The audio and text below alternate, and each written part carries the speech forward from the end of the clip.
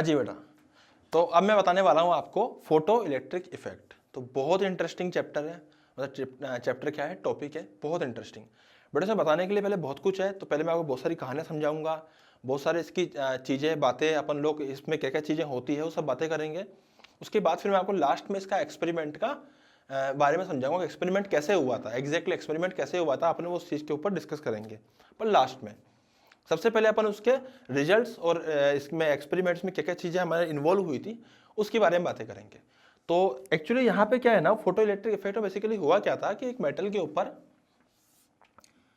जब फोटॉन्स को गिराया गया तो वहां से ये फोटॉन्स है, क्या है ये फोटॉन्स, तो यहां से कुछ कुछ निकल के इलेक्ट्रॉन्स एमिट कर गए, जिनको फोटो इलेक्ट्रॉन्स बोला जाता है। ये फोटॉन्स है और जो इलेक्ट्रॉन्स यहां से निकले इनको फोटो इलेक्ट्रॉन्स हम लोग बोलेंगे। यहां से फोटो इलेक्ट्रॉन्स निकले, मतलब फोटो इलेक्ट्रिक इफेक्ट के कारण जो इलेक्ट्रॉन्स बाहर आए। अब होता क्या है, कहने का मतलब क्या था कि लाइट गिरेगी और गिर के इलेक्ट्रॉन, जो लाइट गिरेगी फोटोन गिरेगा तो फोटोन उस एनर्जी, इलेक्ट्रॉन क्या करेगा, उस एनर्जी को एब्जॉर्ब करेगा और खुद एक्साइट होकर सरफेस से बाहर आ जाएगा। तो इसी को हम लोग क्या बोलते थे, फोटो इलेक्ट्रिक इफेक्ट। अब ये जो एक्सपेरिमेंट हुआ इसके कुछ कुछ रिजल्ट निकले, सारे के सारे रिजल्ट बड़े इंटरेस्टिंग है। तो पहले मैं आपको एक चीज समझाता हूँ, यहाँ पे सबसे इंपॉर्टेंट चीज क्या हुई, ध्यान समझना। कि मान लीजिए कि दो यहाँ पे भैया सरफेस ली गई, डिट्टो सेम सेम सरफेस,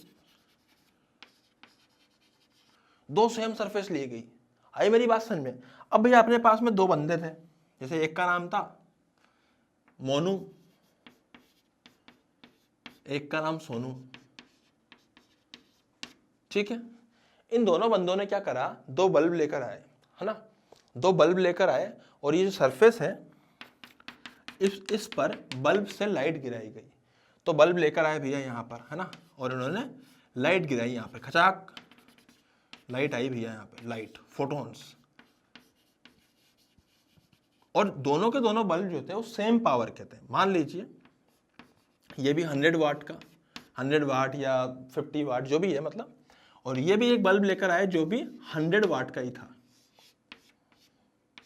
ऐसा बल्ब लेकर आया भैया, बहुत ही बढ़िया। तो इस प्रकार से बल्ब आए और बल्ब से यहाँ से लाइट गिरी, दोनों के ऊपर लाइट गिरी, बहुत ही बढ़िया, शानदार। अब हुआ क्या कि दोनों के दोनों 100 वाट के बल्ब थे। अब जो सोनू भैया बल्ब लेकर आए थे उससे तो क्या, जो उन्होंने जो सरफेस पे लाइट गिराई उससे तो क्या, छपाक छपाक कुछ इलेक्ट्रॉन बाहर निकल निकल के आ गए। लेकिन मोनू भैया के बल्ब से एक भी इलेक्ट्रॉन बाहर नहीं आया। तो ये पहला एक्सपेरिमेंट, मतलब एक्सपेरिमेंट का ये पहला एक रिजल्ट आया। मतलब ऐसा एक्सपेरिमेंट नहीं हुआ था, तो मैं आपको कहानी बता रहा हूँ, बट मैं आपको समझा रहा हूँ कि मान लीजिए दो बल्ब लेकर आया अपन, और एक 100 वाट का है, दूसरा भी 100 वाट का है, लेकिन पहले वाले के से एक भी इलेक्ट्रॉन बाहर नहीं आया, इससे इलेक्ट्रॉन बाहर निकल निकल के आ गए। मतलब मैं कहूं कि यहां पे इलेक्ट्रॉन बाहर नहीं आया, इलेक्ट्रॉन बाहर नहीं आया। बेटा मैं बहुत स्लो तरीके से पढ़ाऊंगा, बहुत शांति के तरीके से, बहुत स्लो पढ़ाऊंगा इस चैप्टर को, मतलब इस टॉपिक को, बहुत इंपॉर्टेंट टॉपिक है इसीलिए। तो बेटा एक भी इलेक्ट्रॉन बाहर नहीं आया, तो कंफ्यूजन हो गया भैया यार।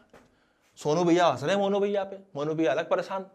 काहे परेशान, परेशान तो होंगे ही, बल्ब भी बराबर लेकर आए, 100 वाट का ही बल्ब था, 100 वाट का ही बल्ब था, इनके से तो इलेक्ट्रॉन निकल निकल के बाहर आ रहे थे, इनसे बेचारों से एक भी बाहर नहीं आया। तो बुरा तो लगता है ना यार, किसी को भी लगेगा बुरा तो। अब मोनू भैया सोनू भैया के पास गए, भाई साहब आपका किस कंपनी का है? उसने बोला भैया हमारा तो अच्छी कंपनी का है, 500 रुपये का बल्ब है। सोच, 500 रुपये का बल्ब। इनसे पूछा आपका कितने का है? समझ में 40 रुपये का ही है। वो फिर तो फर्क दिखेगा ही ना, ये वही फर्क है। लेकिन अगर साइंटिफिक तरीके से देखा जाए, टेक्निकली देखा जाए, ऐसे क्या हुआ होगा कि इससे इलेक्ट्रॉन बाहर आ रहे थे, इससे नहीं आ रहे थे। तो बहुत सोचा, फिर भागते भूगते साइंटिस्ट के पास गए, उनसे जाके बातें करी कि भाई साहब ऐसा ऐसा हो रहा है, बताइए क्या करें यार, इसके बल्ब से तो निकल रहे हैं, मेरे से एक भी नहीं निकल रहा। तो साइंटिस्ट था थोड़ा सा ऐसा ही था, मतलब इतना समझदार नहीं था, जो भी था, मतलब असली था नकली था वो तो हमें नहीं पता, पर जैसा भी था उसने एक आइडिया दिया मोनू भैया को। बोला काहे घबराते हो यार, तुम्हारा 40 रुपए का है ना, एक और ले आओ। एक क्या, तुम 3 ले आओ, मैं तो एक आऊंगा। तो मोनू भैया क्या करे, 3 बल्ब ले आए, लगा दिया भैया यहाँ पे। अब 40 रुपए का था ही सी, क्या फर्क पड़ रहा है, उन्होंने बेचारे ने एक इतना महंगा लेकर आए, 40 रुपए का बल्ब था, 3 लिया, तीनों लगा दिया। अब तो बड़े खुश थे कि अब तो पक्का निकलोगे इलेक्ट्रॉन भैया, ऐसे कैसे नहीं निकलोगे बाहर। पता पड़ा अब की बार भी एक भी इलेक्ट्रॉन बाहर नहीं आया। अरे मेरी कहानी का मतलब समझ में आ रहा है ना। इसमें इलेक्ट्रॉन कूद कूद के बाहर आ रहे हैं, इसमें एक भी इलेक्ट्रॉन बाहर नहीं आ रहा। तो मोनू भैया बहुत ही बुरी तरह से परेशान हो गए हैं और सोनू भैया बहुत खुश हैं कि भैया हमारा तो एक बल्ब से ही काम हो गया, तुम्हारे 3 से भी काम नहीं हो रहा जो काम करना है। तो बहुत सोचा गया कि प्रॉब्लम क्या हो सकती है यार इसके अंदर। तो एक भी इलेक्ट्रॉन बाहर नहीं आया। बेचारे मोनू भैया बहुत ही बुरी तरह से परेशान हो चुके थे। साइंटिस्ट ने भी जो सोल्यूशन दिया था बड़ा बेकार था। साइंटिस्ट पे अलग घिसे रहे थे, ये कैसा साइंटिस्ट था, है ना। सोनू का बल्ब अच्छा है, कम से कम ऐसा बल्ब भी लिया था मैं, 120 रुपये भी लग गए, बल्ब भी सही, 3 लग गए और कुछ नहीं, तो 40 में अच्छा खासा आया था, फेंक भी देता, फर्क नहीं पड़ता। तो भैया कहानी बहुत ही मजेदार हो चुकी थी कि आखिर क्यों मोनू भैया के बल्ब से एक भी इलेक्ट्रॉन बाहर नहीं आ पा रहा है, आखिर क्यों। तो बहुत सोचा गया। तो इस कहानी को आगे समझाने से पहले मैं आपको एक ऐसी कहानी बताना चाहता हूं जिसका इस कहानी से कोई संबंध नहीं है, ठीक है। ये कहानी आपके जो रोजमर्रा की जिंदगी है उससे बहुत सारा संबंध रखती है। कैसे सर, बताता हूँ। जैसे मान लीजिए कि आप लोग हॉस्टल में रहते हैं, मान लीजिए फॉर एग्जाम्पल आप किसी हॉस्टल में रहते हैं। अब भैया आप जब हॉस्टल में रहते हो तो आपका जो हॉस्टल में नीचे गार्ड साहब बैठते हैं। अब आपको मान लीजिए कहीं निकलना है हॉस्टल से बंक मार के, स्पेशली ऐसे टाइमिंग पर जिसमें अलाउ नहीं है। जैसे मान लीजिए कि रात का टाइम है, अब आपको 11 बजे हॉस्टल से बाहर निकलना है, तो बड़ा ही इंपॉर्टेंट है बाहर निकलना, है ना। अब जो भी इंपॉर्टेंस हो गया हमें नहीं पता, बट इंपॉर्टेंट है। अब जो बाहर गार्ड बैठा है बड़ा ही ईमानदार गार्ड है, बहुत ही ईमानदार गार्ड है। वो जितनी रिश्वत लेता है एग्जैक्टली फिक्स है, ना उससे कम लेगा ना उससे ज्यादा लेगा। कितना ईमानदार है, सही बात है ना। जैसे मान लीजिए कि जो गार्ड है आपका, ये हॉस्टल है बेटा, इस कहानी का इससे कोई संबंध नहीं है, पर ये जो गार्ड है, सॉरी हॉस्टल है, यहाँ पे गार्ड बैठता है ना। और ये इतना ईमानदार है कि मात्र 100 रुपए लेता है एक बच्चे को बाहर भेजने का। और मजे की बात क्या है कि इतना ईमानदार है कि आप इसको 105 दोगे तो आपको मना कर देगा, नहीं चाहिए 100। और ये इतना ईमानदार है कि अगर आप इसको 99 दोगे तो ये मना कर देगा, नहीं चाहिए तो 100, तो ये 100 ही लेगा। आप इसको 200 दोगे तो ये उसमें से अपने पर्स निकालेगा, 200 का नोट रखेगा, 100 पकड़ाएगा आपको वापस। भाई साहब ईमानदारी मतलब ईमानदारी, पक्का ईमानदार व्यक्ति है कौन, गार्ड। अब जैसे मान लीजिए कि आप यहाँ पे बैठे हुए हैं 4th फ्लोर पे, 3rd फ्लोर पे, जो भी फ्लोर है, नीचे अपना ईमानदार गार्ड बैठा है जो मात्र 100 रुपये लेता है। अब ऑब्वियस बात है आपको बाहर आने के लिए कम से कम 100 रुपये तो गार्ड साहब को देने पड़ेंगे, तभी तो बाहर आ पाओगे यार, है ना। 99 में नहीं मानते हो, नहीं 95 में मानते। आप ऐसे नहीं कह सकते उधार रख लो अगली बार दे देंगे ना। पक्का ईमानदार व्यक्ति है, कैश में डील करता है, हाथों हाथ चाहिए बस। हाई मेरी बात समझ में, और ना ही ज्यादा ना ही कम। तो ऐसा है, मतलब इस कंडीशन में, इस हॉस्टल में ऐसा है। Getting my point. अब एक्चुअली हो क्या रहा है कि भैया मान लीजिए कि यहां से अब जिसके मतलब इससे निकलकर जहां पे जाना है अपने को ना, जैसे मान लीजिए कि हमें कहीं बाहर जाना है हॉस्टल से बाहर निकल के, तो मात्र कितने रुपए देने हैं, 100 रुपए गार्ड साहब को देने हैं। अब होता क्या है, बाहर से एंजल्स आते हैं। कौन है, एंजल्स। अब इनका एंजल्स क्यों नाम रखा गया उसके पीछे कारण है।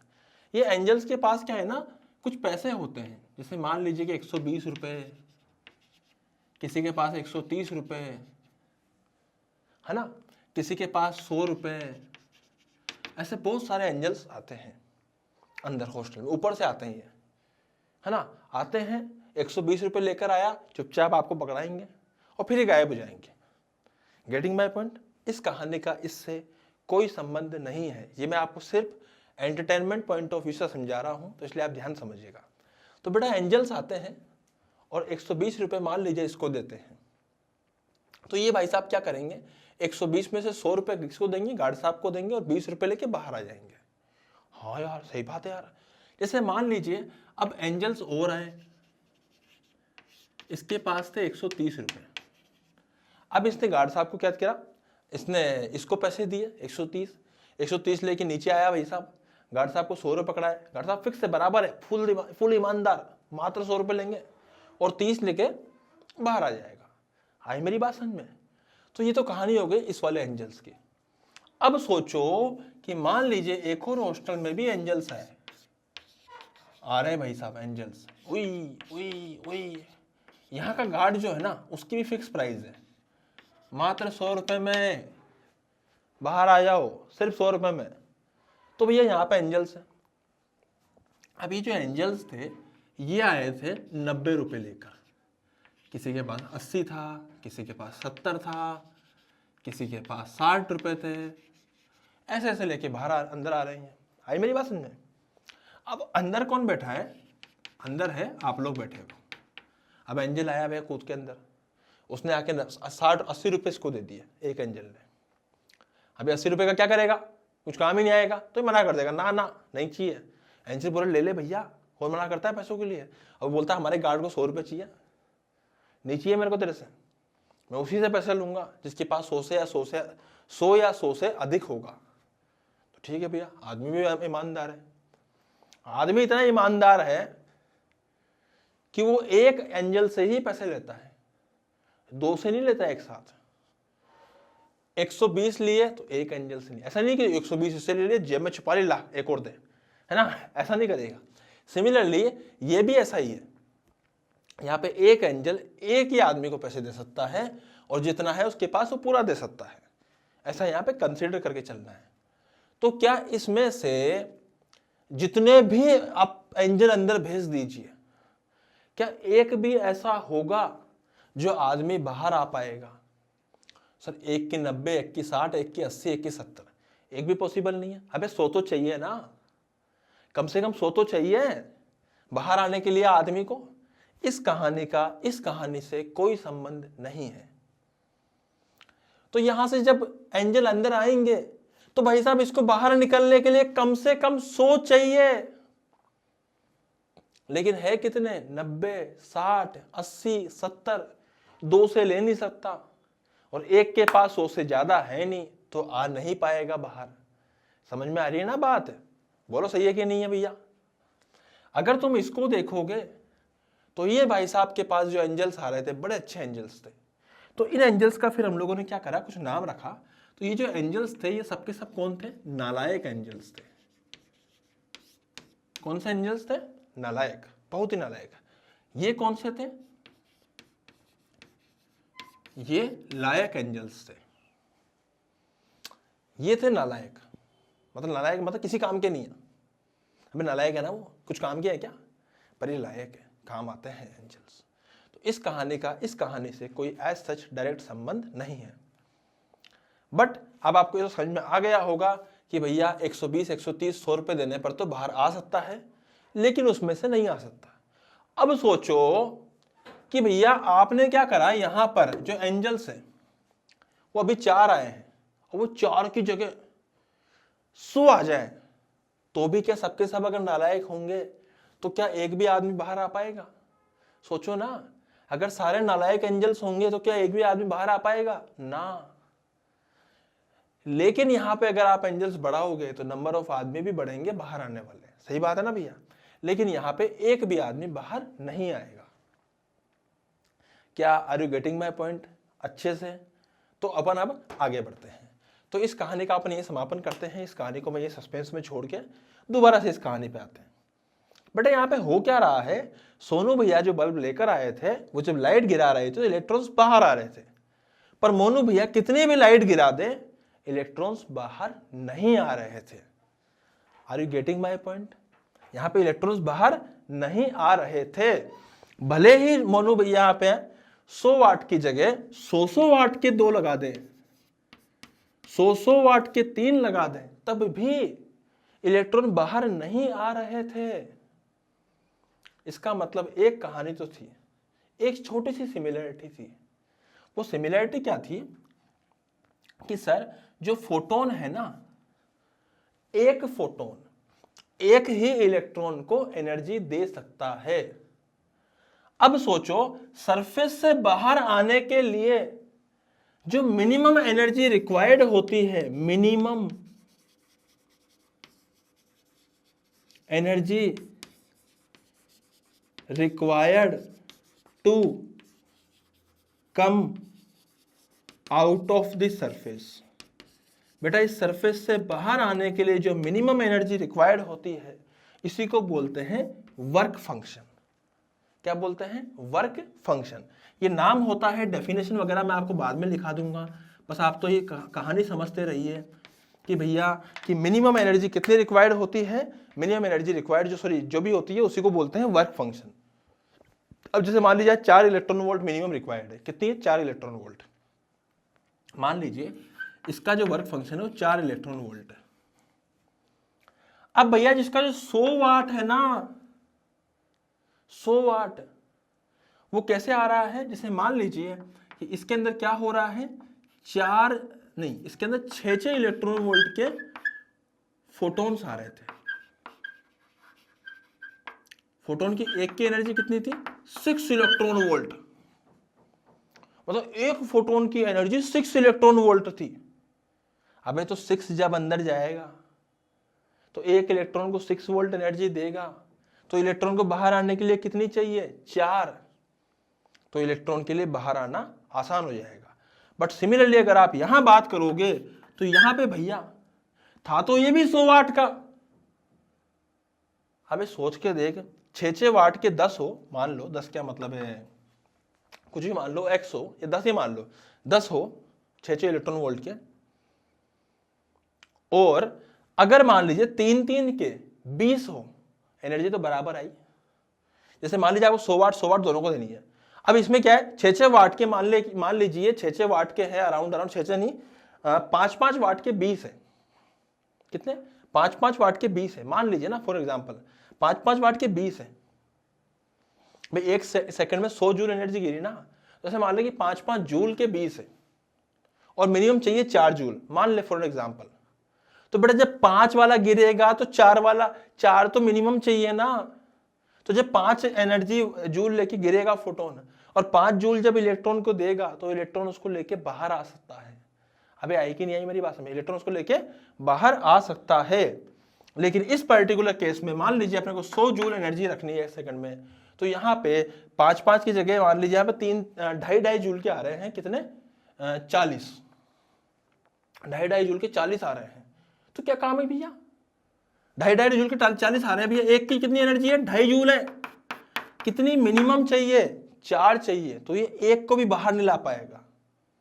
अब गेटिंग माय पॉइंट? ये एक को भी बाहर नहीं ला पाएगा। अब तुम यहाँ पे चाहे 100 वाट का एक लगाओ, 2 लगाओ, 3 लगाओ, अगर इस टाइप का बल्ब होगा उसे एक भी इलेक्ट्रॉन बाहर नहीं आएगा।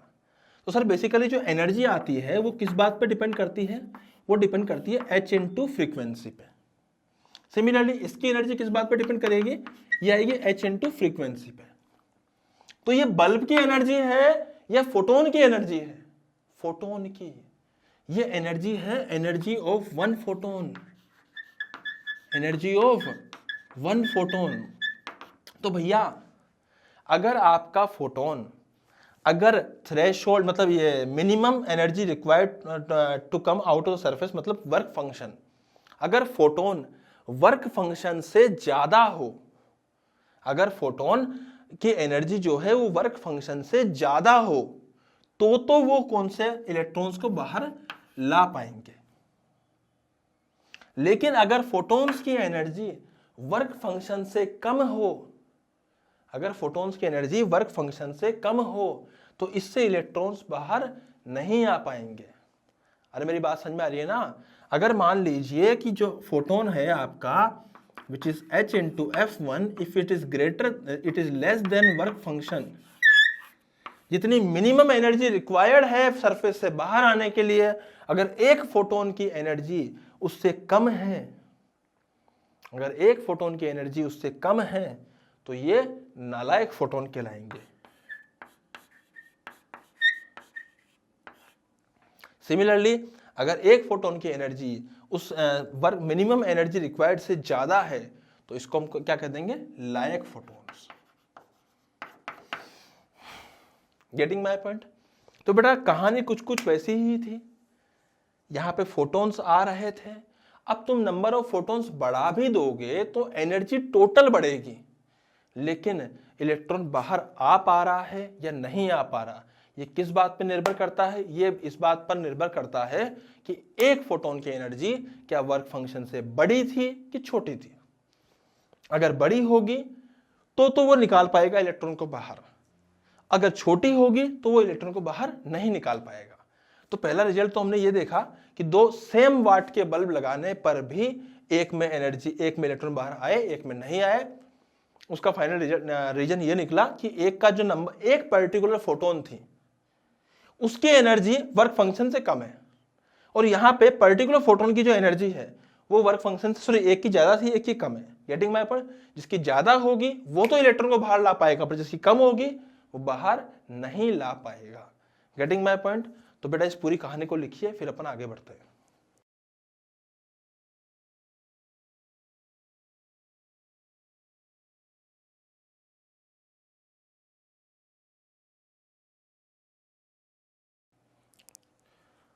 हाँ भैया, तो मैंने भी क्या बोला आपको कि एक फोटोन की एनर्जी अगर minimum energy required that is work function उससे ज्यादा होती है तो ही चांसेस होते हैं इलेक्ट्रॉन्स के बाहर आने के, लेकिन अगर यहाँ पे कम होगी तो बाहर आने के चांसेस नहीं होते हैं। पहली बार आपको क्लियर हुई अच्छे से? तो बेटा इसी में अभी एक और पॉइंट था, ये तो ये बात होगी कि भैया ठीक है, यहाँ से एक रिजल्ट तो समझ में आ गया कि हाँ भैया ऐसा होता है, भैया ऐसा होता है भैया। अब यहाँ पे एक और रिजल्ट था कि लाइट में दो जगह एम्बिग्विटीज थी कि क्या ये वेव है, क्या ये पार्टिकल है।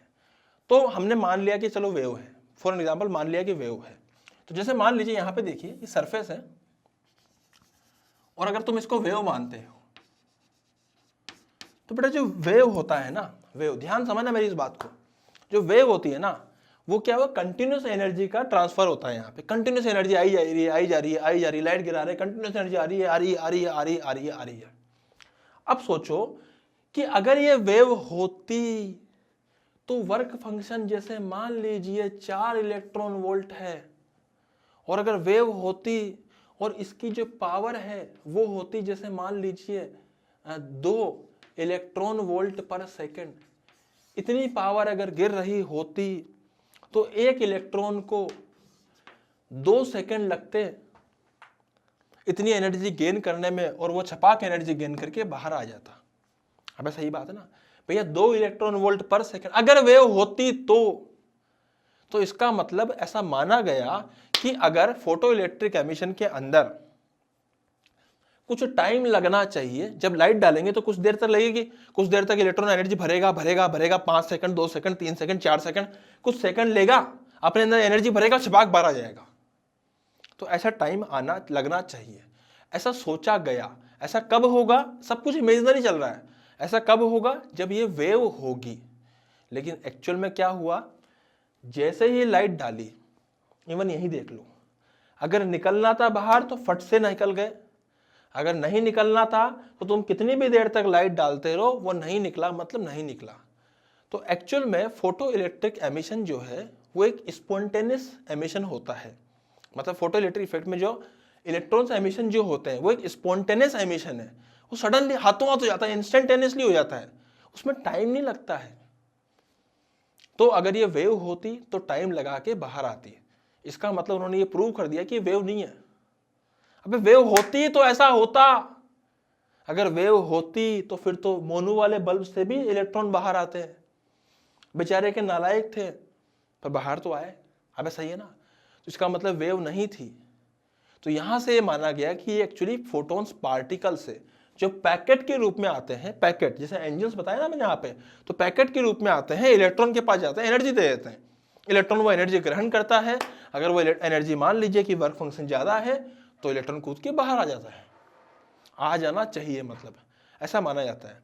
तो बेटा 2 बातें हैं जो मैंने यहाँ पे करी आपके सामने। इसके ऊपर बहुत ही इंटरेस्टिंगली हम लोग बहुत सारी बातें करेंगे मॉडर्न फिजिक्स में। तो यहाँ पे मैंने फाइनली बात करी थी कि भैया कोई भी अगर मेटल सरफेस हो तो उसका एक वर्क फंक्शन होता है। क्या होता है? वर्क फंक्शन होता है।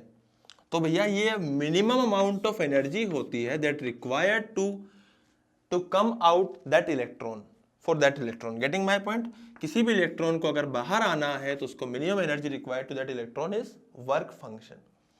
अब भाई फोटॉन्स अगर आ रहे हैं और फोटॉन्स की जो एनर्जी है, एक फोटोन की एनर्जी अगर 5 से ज्यादा बड़ी है, मतलब वर्क फंक्शन से बड़ी है, तो ही चांसेस है इलेक्ट्रॉन्स के बाहर आने के।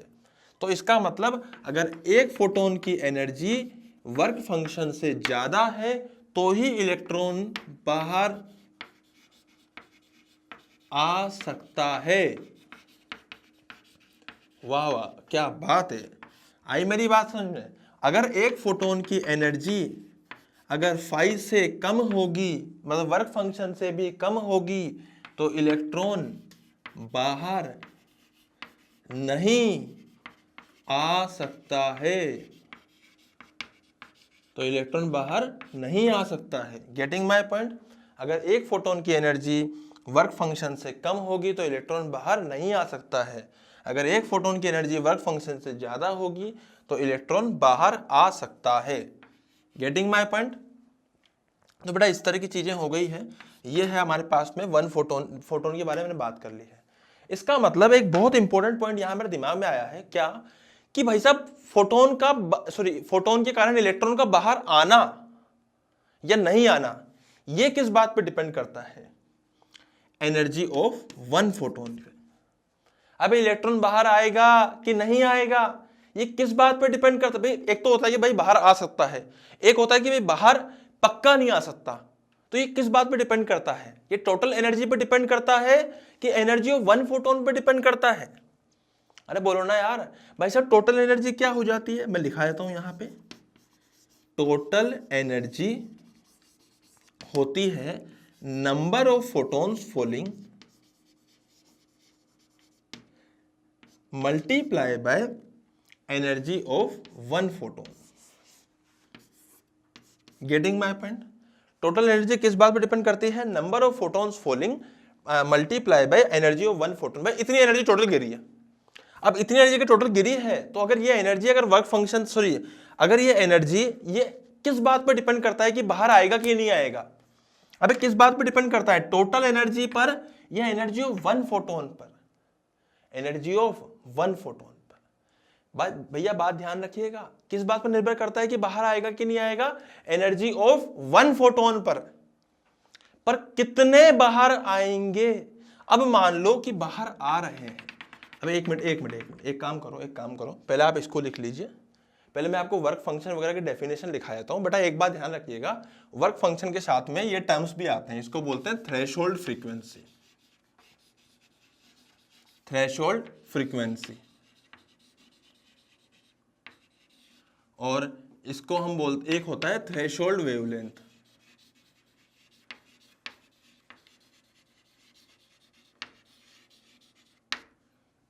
थ्रेशोल्ड फ्रीक्वेंसी और थ्रेशोल्ड वेवलेंथ। तो भैया थ्रेशोल्ड फ्रीक्वेंसी क्या होती है और थ्रेशोल्ड वेवलेंथ क्या होती है, पहले मैं आपको समझा देता हूं, उसके बाद मैं आपको लिखा दूंगा। थ्रेशोल्ड फ्रीक्वेंसी है कि minimum frequency of light required to take the electron out from the surface. तो थ्रेशोल्ड फ्रीक्वेंसी जो है वो एक्चुअली सरफेस की प्रॉपर्टी है, लाइट की प्रॉपर्टी नहीं है, सरफेस की प्रॉपर्टी है। किसकी प्रॉपर्टी? दोनों की दोनों, सरफेस की। जैसे मान लीजिए कि भैया ये सरफेस था, इसका वर्क फंक्शन था φ1 जिसकी वैल्यू थी 5 electron volt. Getting my point? Similarly जैसे मान लीजिए कि भैया हमारे पास में एक इलेक्ट्रॉन वोल्ट नहीं, 5, चलो इलेक्ट्रॉन वोल्ट ही कर लो बेटा, इसकी थी 8 इलेक्ट्रॉन वोल्ट। कितनी थी इसकी? φ2 work function. This is surface 1, यह है सरफेस 2। अब बेसिकली हम लोग थ्रेशोल्ड की अगर बात करें तो थ्रेशोल्ड होता क्या है? थ्रेशोल्ड होता है थ्रेशोल्ड फ्रीक्वेंसी या थ्रेशोल्ड वेवलेंथ। अगर मैं फ्रीक्वेंसी की बात करूं तो भैया ऐसा फोटोन जिसकी मिनिमम से अगर मैं उसकी एनर्जी कर दूंगा किसके बराबर? अगर मान लीजिए थ्रेशोल्ड फ्रीक्वेंसी का मतलब है कि कोई ऐसा फोटोन जिसकी फ्रीक्वेंसी कुछ ऐसे हो, मतलब उसकी इतनी फ्रीक्वेंसी हो कि उसकी एनर्जी 5 इलेक्ट्रॉन वोल्ट हो जाए इस फोटोन की। मेरी बात समझ में आ रही है? कोई भी ऐसा फोटोन जिसकी फ्रीक्वेंसी कुछ ऐसी हो, मतलब ऐसी मतलब कैसी सर? ऐसी मतलब ऐसी मान ले, कुछ ऐसी हो कि उसको जब मैं h से मल्टीप्लाई करूं या उससे एनर्जी निकालूं एक फोटोन की तो 5 इलेक्ट्रॉन वोल्ट के बराबर आए, तो इसका मतलब वो तो मिनिमम एनर्जी हो गई जो चाहिए ही चाहिए। अगर उससे कम हुआ तो नालायक फोटोन कहलाएगा। आई मेरी बात समझ में? तो मिनिमम मतलब इतनी तो हमें चाहिए ही चाहिए, मतलब उस फोटोन की जिसकी मिनिमम एनर्जी है कि भैया 5 इलेक्ट्रॉन वोल्ट तो चाहिए ही चाहिए, उस फोटोन की फ्रीक्वेंसी को हम कहेंगे थ्रेशोल्ड फ्रीक्वेंसी। तो बेटा किस बात पर निर्भर करा? ये बात पर निर्भर करा वर्क फंक्शन पर। और मैं ऐसा कह सकता हूं कि अगर तुम लोग थ्रेशोल्ड फ्रीक्वेंसी को वर्क फंक्शन के बराबर लिख दोगे इस तरह से, तो यहां से जो थ्रेशोल्ड फ्रीक्वेंसी आएगी वो कितनी आएगी? φ1/h। सिमिलरली बेटा इस केस में थ्रेशोल्ड फ्रीक्वेंसी कितनी आएगी? φ2/h। तो फाई किसकी प्रॉपर्टी है? Phi is the work function, it is the property of material और सरफेस। तो जो थ्रेशोल्ड फ्रीक्वेंसीज है वो भी सरफेस की प्रॉपर्टीज हो चुकी है। Getting my point? तो किस बात में निर्भर करता है? ये सरफेस के ऊपर निर्भर करता है कि उसकी थ्रेशोल्ड कितनी है। अब जरूरी नहीं है आपको हमेशा वर्क फंक्शन ही दिया जाए, हो सकता है आपको थ्रेशोल्ड फ्रीक्वेंसी भी दे दी जाए, तो उस केस में आप ऐसे लिख दोगे। अब सही है ना? या आप ऐसे लिख सकते हो कि भैया इसकी फ्रीक्वेंसी इतनी हो जाएगी, frequency is equal to threshold work function divide by h. या वर्क फंक्शन अगर आपको नहीं गिवन है तो threshold frequency multiply by h करके आप उसका क्या निकाल सकते हो? मल्टीप्लाई मतलब फ्रीक्वेंसी मल्टीप्लाई बाई एच करके आप उसका वर्क फंक्शन निकाल सकते हो। तो बेटा मेरी बात को ध्यान समझिएगा, तो ये तो हो गई थ्रेशोल्ड फ्रीक्वेंसी। सिमिलरली फ्रीक्वेंसी के अनुसार ही थ्रेशोल्ड वेवलेंथ भी आता है। तो वो कैसे आता है कि अगर मैं hc/λ1 करूंगा, λth1 करूंगा, तो वो थ्रेशोल्ड के बराबर आएगा, सॉरी थ्रेशोल्ड के नहीं, वर्क फंक्शन के बराबर आएगा। तो बेटा थ्रेशोल्ड लैम्डा कितना हो जाएगा? वो हो जाएगा hc/वर्क फंक्शन ऑफ 1। सिमिलरली अगर मैं थ्रेशोल्ड वेवलेंथ ऑफ 2 की बात करूं तो इसका कितना हो जाएगा? hc/वर्क फंक्शन ऑफ सेकेंड सरफेस। तो बेटा ये भी किस बात पर निर्भर करी? वेवलेंथ भी सरफेस पर ही निर्भर करी। Getting my point? तो यहाँ पे 3 चीजें हो चुकी है। एक थ्रेशोल्ड फ्रीक्वेंसी जिसके बारे में 2-4 लाइनें लिखनी है, एक थ्रेशोल्ड वेवलेंथ जिसके बारे में लिखना है, और एक होता है वर्क फंक्शन। तो पहले इस पूरे को नोट डाउन कीजिए, उसके बाद मैं आपको तीनों की डेफिनेशन दिखाता हूँ। फटाफट इसको नोट डाउन कीजिए, फिर आगे बढ़ते हैं।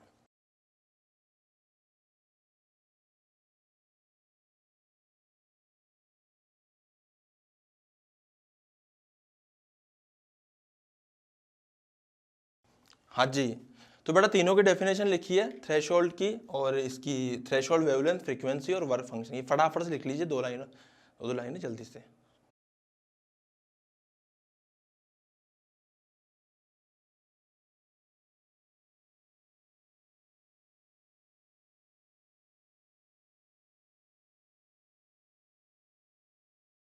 हाँ जी, तो अब मेरी बात ध्यान समझिएगा, मैंने यहाँ पे क्या बोला है? Total energy is equal to number of photons multiply by 1 energy of 1 photon. Getting my point? मतलब मैं आपको एक चीज बोलता हूँ, चलो एक एग्जांपल लेते हैं अपन, इसको है ना आगे ले चलते हैं, वहां पे इसको थोड़ा जगह बना के वहां आराम से इसको करेंगे, ठीक है? यहाँ ले आते हैं बेटा, यहाँ आ जाइए। मैं लिख दिया टोटल एनर्जी पर यूनिट, है ना, मतलब पर यूनिट, मान लीजिए कि per unit area multiply by time. आप एरिया से मल्टीप्लाई कर दीजिए, टाइम से मल्टीप्लाई कर दीजिए, तो ये हो जाएगा power upon time which is intensity, power upon area sorry which is intensity. This is what? Intensity. तो बेटा इंटेंसिटी किस बात पर निर्भर करी? इंटेंसिटी निर्भर करी sir number of photons per second, number of photons falling पर सेकेंड, और per unit area multiply by energy of 1 photon. तो बेसिकली देखा जाए तो बड़ी इंटरेस्टिंग सी चीज हो चुकी है यहाँ पे कि number of photons divided by per unit time, है ना, number of photons per unit time per unit area multiply by energy of 1 photon. ये क्या बात कर रहा है? ये बात कर रहा है कि कितने फोटोन गिरे 1 सेकंड में पर यूनिट एरिया पे। अबे उतने फोटॉन्स को मल्टीप्लाई कर दो 1 फोटोन की एनर्जी से, तो उससे क्या आएगा, टोटल एनर्जी पर सेकेंड या इंटेंसिटी। अबे सही बात है ना। अब सोच, मैं तुझे बहुत सिंपल सी बात समझाता हूं। मान लो कि हमने दो केस लिए सिंपल से, है ना, मैंने लास्ट टाइम पे भी लिए थे, चल मान लो वही दोनों ले लेते हैं। मोनू भैया आए, यहां पे सोनू भैया आए,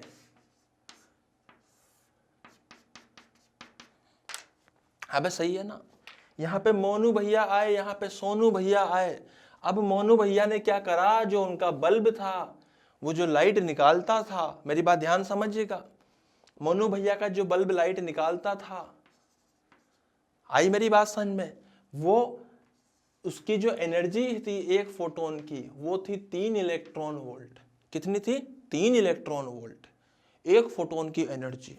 गजब भैया गजब। इसका जो वर्क फंक्शन है सरफेस का, वो है 5 इलेक्ट्रॉन वोल्ट। तो भैया इलेक्ट्रॉन बाहर आएगा कि नहीं आएगा, अबे यहां पे बाहर आएगा कि नहीं आएगा, बाहर नहीं आएगा। आई मेरी बात समझ में।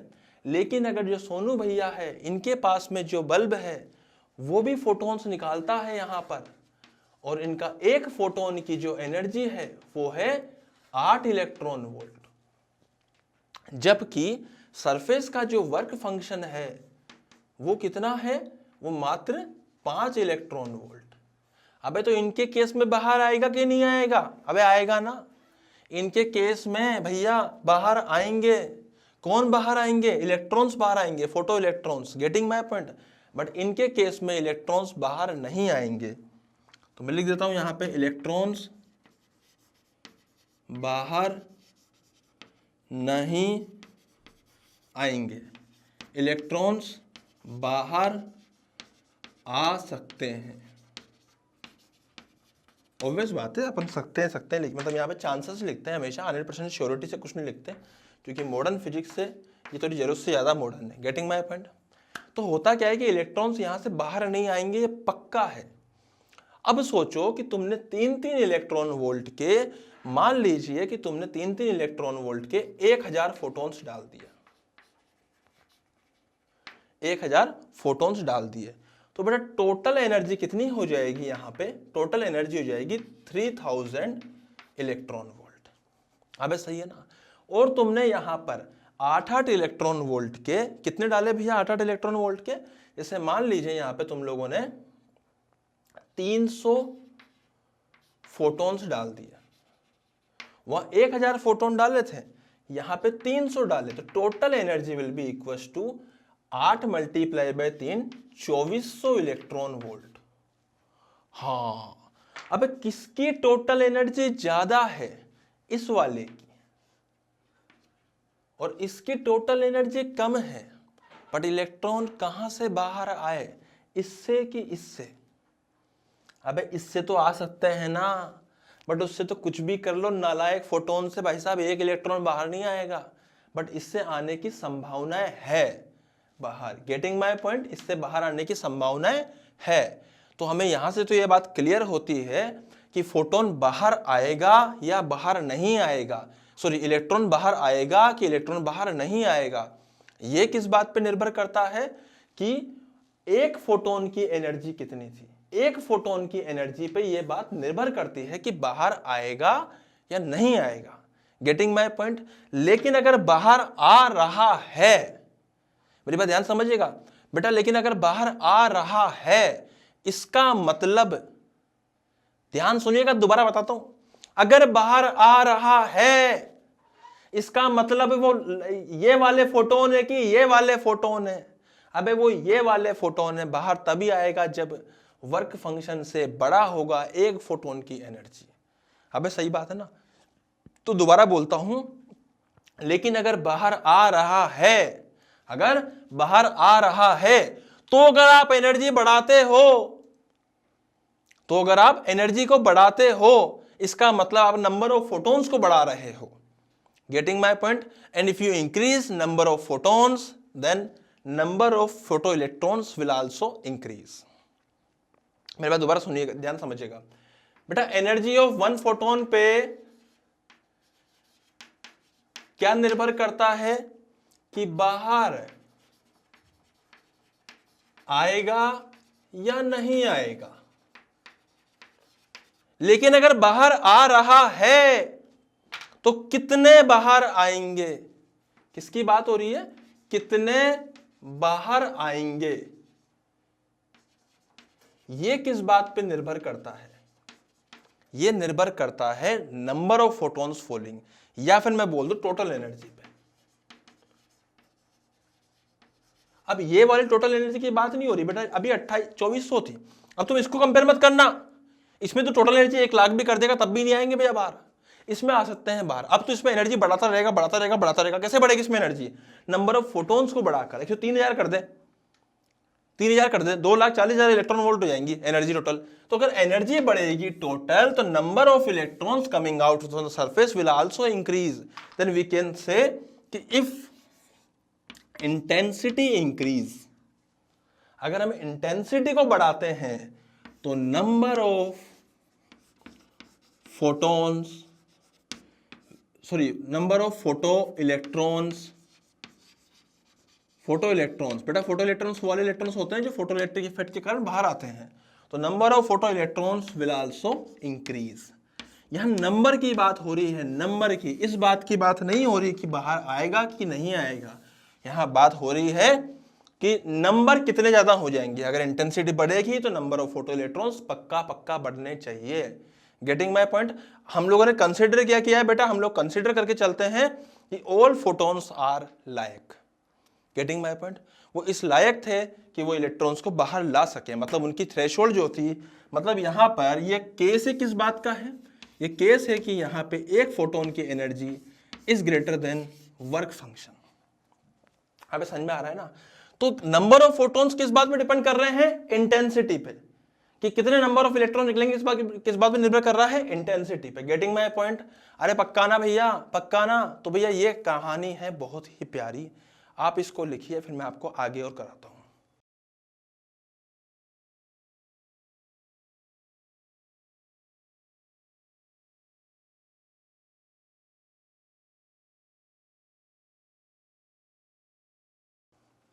चलो मैं आपको एक सवाल देता हूं, सवाल बहुत प्यारा है।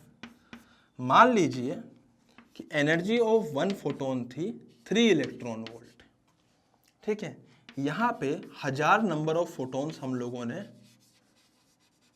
सरफेस पे डाले। बेटा यहां पे सब लायक फोटॉन्स की बातें हो रही है, नालायक की बातें नहीं हो रही है। 1000 अपने फोटॉन्स डाले एक सरफेस के ऊपर। तो मान लीजिए कि यहां से निकल के 2 electrons will come out. 2 electron निकल के कूद के बाहर आ गए। आई मेरी बात समझ में। तो सवाल में पूछा गया है कि if energy of 1 photon will be 6 electron volt, अगर 6 इलेक्ट्रॉन वोल्ट होगा एक फोटोन की एनर्जी, तो 1000 में यहां पे अगर फोटॉन्स गिराता हूं तो बेटा इसको रट लेना है, क्योंकि एग्जाम आपको इसी अनुसार देता है। इसमें आपको दिमाग नहीं चलाना कि एनर्जी तो बढ़ गई, ये तो बढ़ गया, वो तो बढ़ गया। आपको रट लेना है कि 1000 फोटोन अगर मैंने गिराए हैं तो यहां से भी जो इलेक्ट्रॉन्स बाहर आएंगे वो 2 ही आएंगे।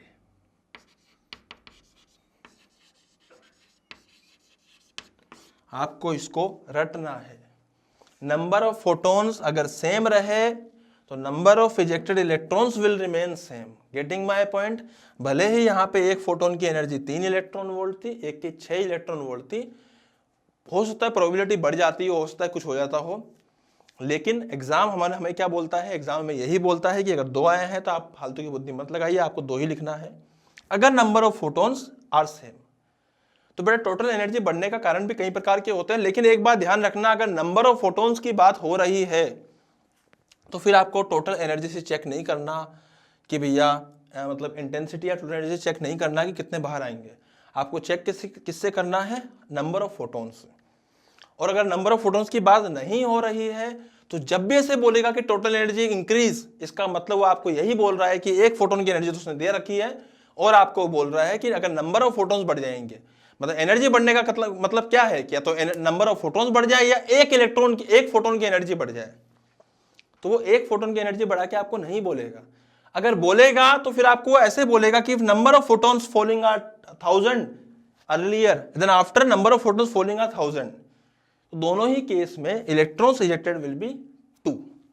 गेटिंग माय पॉइंट, सेम ही रहेंगे। तो आप तो इसको इस बात का विशेष तौर पे ध्यान रखिएगा, मैं यहां पे लिख रहा हूं, ध्यान दीजिएगा बेटा, number of photons falling upon number of electrons ejecting is constant। अब समझ में आ रहा है ना, number of photons falling upon number of electrons ejecting is constant. Generally वो आपसे ऐसी बातें करता है, इंटेंसिटी बढ़ने में बढ़ा, हाँ तो बढ़ा, इंटेंसिटी बढ़ने पर number of photons ejected, number of electrons ejected बढ़ेंगे। क्यों बढ़ेंगे? क्योंकि वो कंसीडर ये करके चलते हैं कि एक फोटोन की एनर्जी तो सेम है, और इंटेंसिटी बढ़ाने का मतलब सिंपल सा ये है कि हमने नंबर ऑफ फोटॉन्स बढ़ा दिए हैं, and if you increase the number of photons then number of electrons ejected will also increase. ये बात भी यही कहता है, अगर 1000 फोटोन गिरे तो 2 इलेक्ट्रॉन निकले, अगर फिर से 1000 गिराऊंगा तो 2 ही निकलेंगे बाहर, अगर 1000 गिरे तो 2 निकले, अगर 2000 गिराऊंगा तो 4 निकलेंगे, अगर यहां पे अगर 2000 गिराऊंगा तो 4 निकलेंगे, अगर 3000 गिराऊंगा तो ये समझ लीजिए 6 निकलेंगे। Getting my point? तो आपको तो बस ये ध्यान रखना है कि भैया अगर 1000 गिरे 2 निकले तो 1000 गिरेंगे तो 2 ही निकलेंगे, अनटिल अनलेस। अब पता पड़ा यहां पे है ना वर्क फंक्शन दे रखा था 1.2, तो भैया ये तो सही है भाई लायक। अब पता पड़ा इसका दे दिया कि 1000 गिराए, लेकिन जो number of energy of 1 photon है वो 1.0 ही है, मतलब 1 ही है, इसका वर्क फंक्शन 1.2 था, तो भैया एक भी नहीं निकलेगा। 2 मत लगा देना, वहां पे 0 आएगा। फिर आई मेरी बात समझ में? क्योंकि यहाँ पे नालायक हो चुका है कौन? फोटोन। अरे बात समझ में आ रही है ना? तुम नालायक मत हो जाना भैया, पता पड़ा कि यहाँ पे 1.0 कर दिया, एक फोटोन की एनर्जी 1 कर दी, वर्क फंक्शन 1.2 है, तुम मजे से कर रहा है, सर ने समझाया था 1000 है, ये भी 1000 है, लगा भैया इसका 2, इसका भी 2 होगा। हमें समझ में आ रही है ना बात? तो ध्यान रखिएगा कि ये लायक फोटॉन्स होने चाहिए। Getting my point? तो बेटा इन बातों को भी लिखिए, फिर अपन आगे बढ़ते हैं।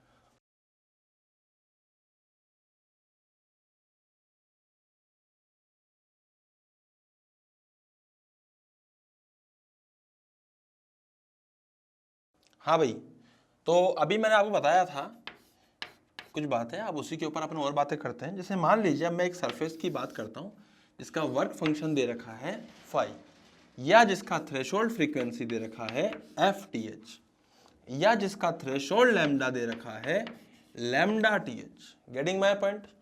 तो बेटा यहां पर अगर फोटॉन्स गिरते हैं और एक फोटोन की एनर्जी, अगर मान लीजिए फोटोन गिर रहे हैं और एक फोटोन की एनर्जी, या ऐसा बोल दीजिए कि जो फोटोन गिर रहा है उसकी एक फोटोन की एनर्जी है E। Getting my point?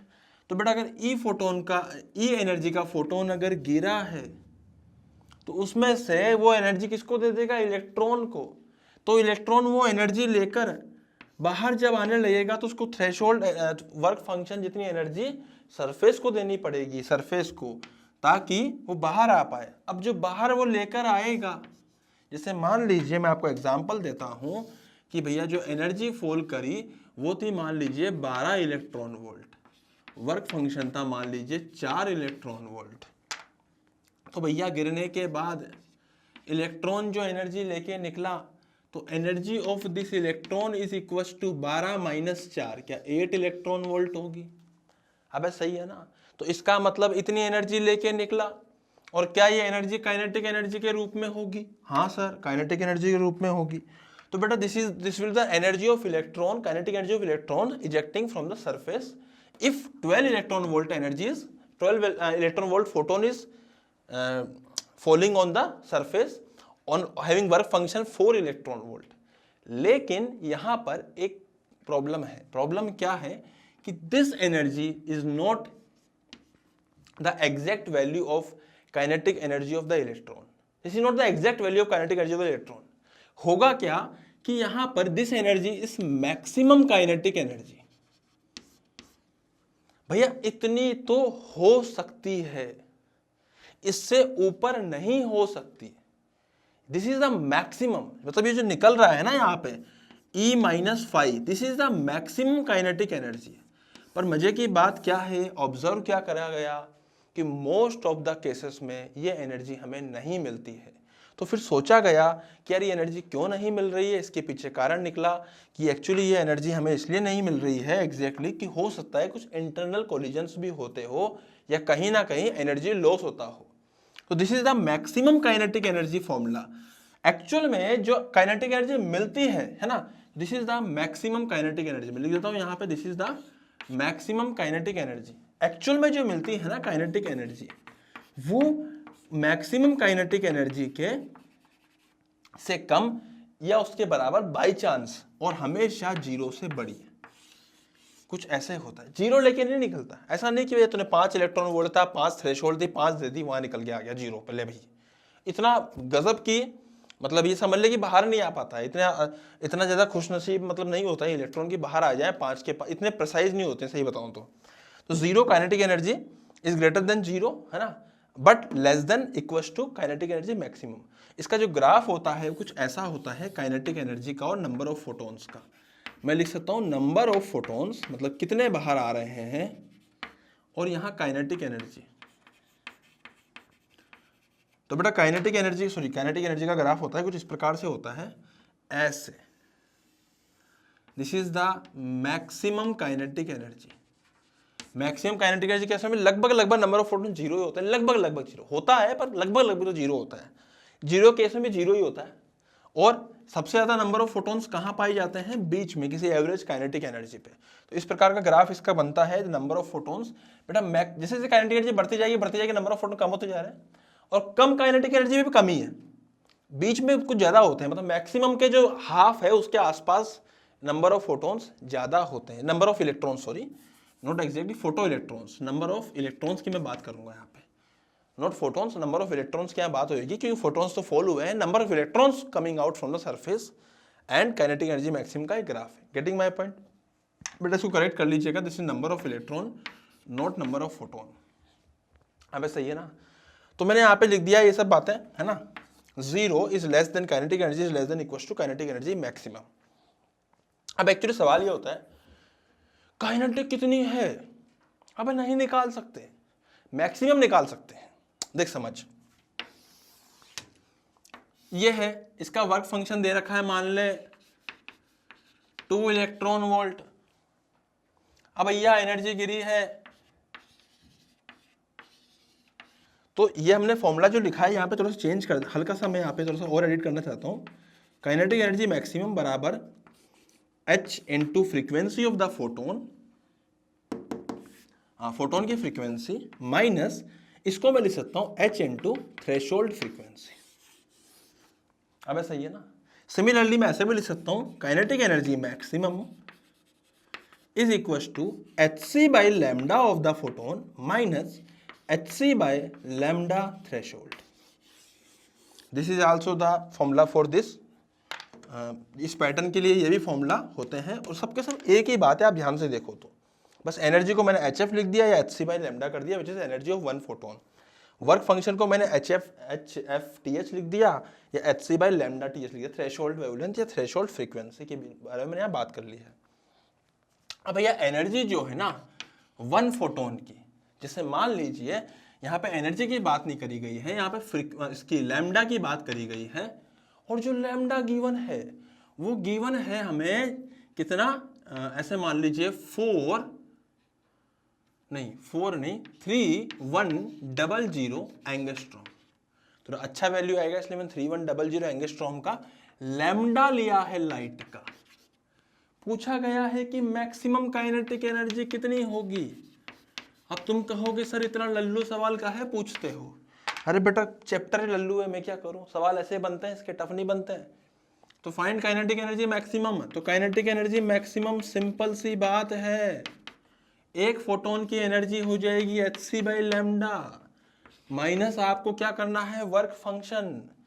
तो भैया एक फोटोन की एनर्जी कितनी हो जाएगी बे, एक की हो जाएगी 12400 divided by 3100 minus 2 electron volt, जो कट सकता है उसको काट डालिए, तो बचेगा कितना, 4 electron volt minus 2 electron volt, तो answer is 2 electron volt and this is the kinetic energy maximum. अब मैक्सिमम निकाल सकता हूं मैं, इसके आगे का दिमाग नहीं लगाना, ओ मैं तो सब कुछ निकाल लूंगा ना बेटा, मैक्सिमम निकाल सकता हूं मैं यहाँ पे। आई मेरी बात समझ में? अबे आ रहा है ना, पक्का ना? तो बेटा ऐसे मैं कर सकता हूँ, इस तरह के क्वेश्चन बहुत सारे सवाल बनते हैं, अभी और भी करेंगे, देखो पहले इसको नोट डाउन कीजिए।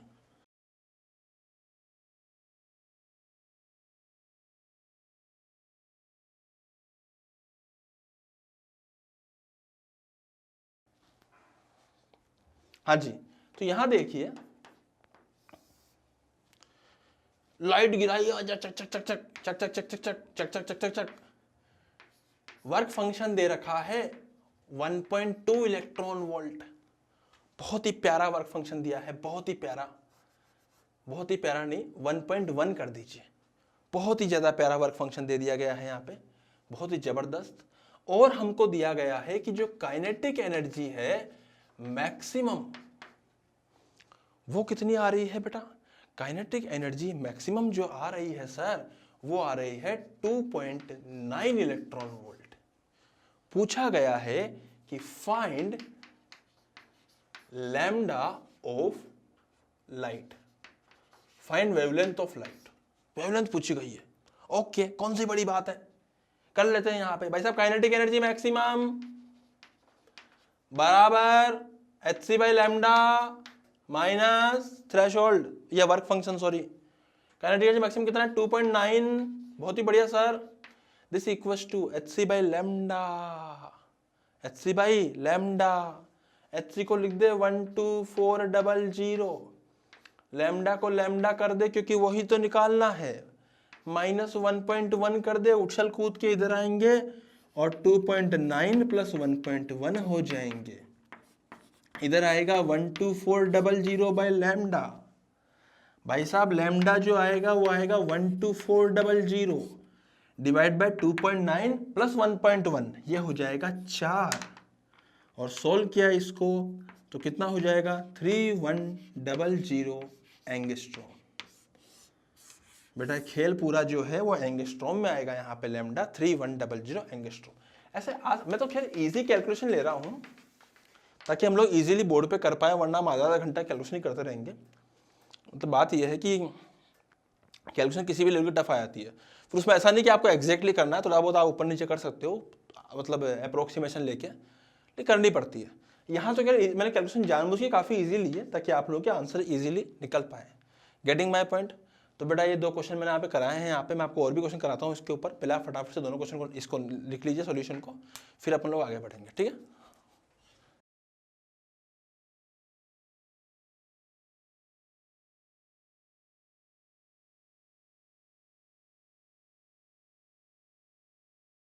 हाँ भाई, तो तैयार हो जाइए अगले क्वेश्चन के लिए। नेक्स्ट क्वेश्चन,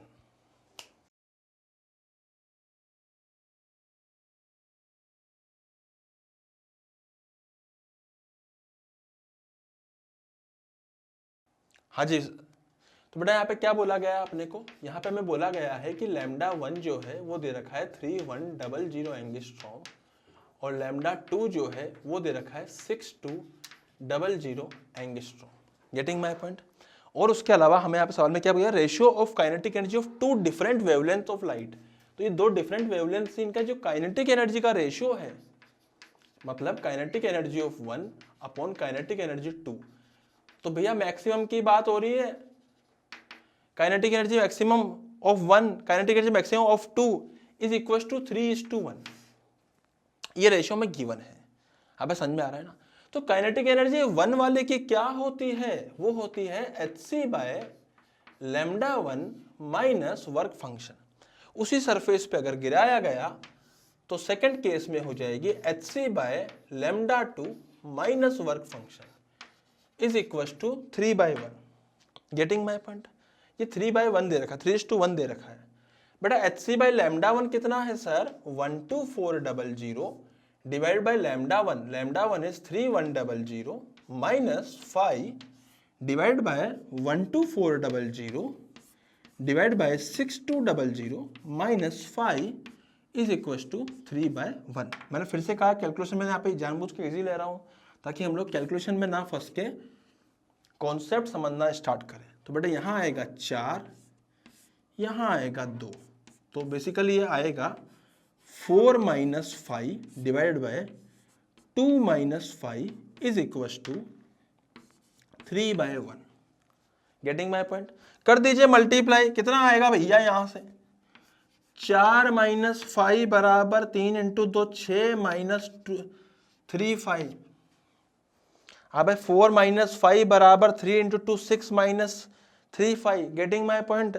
इसको लिख दीजिए यहाँ पे, इसको इधर ले आइए, इसको इधर लाने पे कितना आएगा 3 5 माइनस 5 6 माइनस 4 2 5 बराबर 2। अबे सही है ना, पक्का ना? क्या करा ध्यान से देख ले भैया, 3 को मल्टीप्लाई कर दिया 2 से 6 हो गया, इधर माइनस 3 5 हो चुका है, इसको इधर ले आया 3 5 माइनस 5 2 5, इधर 6 था 4 इधर जाएगा 2 बचेगा, 5 की वैल्यू आएगी 1 इलेक्ट्रॉन वोल्ट। हमें समझ में आ रहा है ना? अब हो सकता है आपसे कुछ भी पूछ ले, 5 पूछ लिया, इस सवाल में तो 5 पूछ लिया, हो सकता है कुछ भी पूछ ले। इट मे बी पॉसिबल कि आपसे थ्रेशोल्ड पूछ लिया जाए, तो थ्रेशोल्ड कितना आएगा, थ्रेशोल्ड कौन सा था लैम्डा, तो लैम्डा कितना हो जाएगा, लैम्डा हो जाएगा hc/5। hc कितना है 12400, 5 कितना आ रहा है 1 इलेक्ट्रॉन वोल्ट, तो आंसर आएगा 12400 एंगस्ट्रॉम। अबे गेटिंग माय पॉइंट? पक्का ना? हो सकता है आपको फ्रीक्वेंसी थ्रेशोल्ड पूछ ली जाए तो निकाल लो ना, कौन सी बड़ी बात है। तो उसके लिए आपको क्या करना पड़ेगा, आपको h फ्रीक्वेंसी थ्रेशोल्ड किसके बराबर आती है बेटा, फाई मतलब work function divide by h। सबसे पहले तो आपको इसको 1 इलेक्ट्रॉन वोल्ट को जूल में कन्वर्ट करना पड़ेगा। याद है जूल में सिखाया था मैंने कि 1 इलेक्ट्रॉन वोल्ट जूल में कन्वर्ट करते हैं 1.6 × 10⁻⁻19। उसके बाद फिर आपको h से डिवाइड करना पड़ेगा, विच इज 6 पॉइंट कितना आता है 6.6 मल्टीप्लाई 10⁻34, 6.67 या 6.6 है ना। तो इस तरह से हम लोग कर सकते हैं, कैलकुलेशंस आपके हाथ में है। This is the question, this is the solution for the question, please right it down. उसके बाद अपन लोग आगे बढ़ते हैं।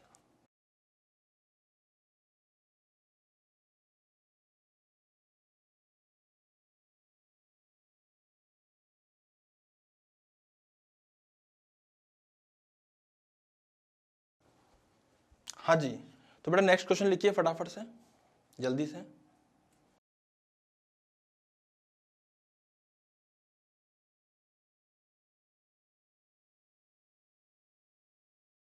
हाँ जी, तो बेटा पूछा क्या गया है, काइनेटिक एनर्जी मैक्सिमम जो है ना वो कितने गुना हो जाएगी, कितनी हो जाएगी। तो काइनेटिक एनर्जी मैक्सिमम होती क्या है, वो होती है HF-5। तो भैया हम लोगों ने क्या करा, एक नई काइनेटिक एनर्जी लिखेंगे अपन, काइनेटिक एनर्जी मैक्सिमम डैश। यहाँ पे क्या करा है हम लोगों ने, फ्रीक्वेंसी को डबल कर दिया है। ओहो ये बात, तो फ्रीक्वेंसी को डबल कर दिया है भैया। तो अब हम क्या करेंगे, kinetic energy maximum dash is equal to, यहाँ पे क्या करूंगा बेटा मैं HF माइनस, अब एक काम कीजिए -5 था ना, तो यहाँ पे -5 और +5 दोबारा ऐड कर दीजिए, तो -5 और -5 मिलके हो जाएंगे -25, +5 कर दीजिए। अबे सही है ना। तो बेटा अगर तुम ध्यान से देखो और 2 कॉमन ले लो तो ये आएगा HF-5 +5, इधर आएगा काइनेटिक एनर्जी मैक्सिमम डैश। तो बेसिकली यहाँ पे हो क्या रहा है, HF-5 किसके बराबर था, वो इनिशियल काइनेटिक एनर्जी के बराबर था, वो भी मैक्सिमम। तो इट इज डबल +5। तो काइनेटिक एनर्जी जो होती है ना वो मोर देन डबल हो जाती है, मोर देन डबल। बेटा डबल तो वैसे ही हो गई, उसमें 5 और जुड़ गया तो मोर देन डबल हो गई। अरे बात समझ में आ रही है ना। तो ये क्वेश्चन था बेटा, इस प्रकार के कई प्रकार के क्वेश्चंस आते हैं, इसमें कोई बहुत बड़ी बात नहीं, बहुत सारे सवाल बन सकते हैं। जैसे मान लीजिए कि यहाँ पे एक लाइट सोर्स है, क्या है भैया, यहाँ पे एक लाइट सोर्स है।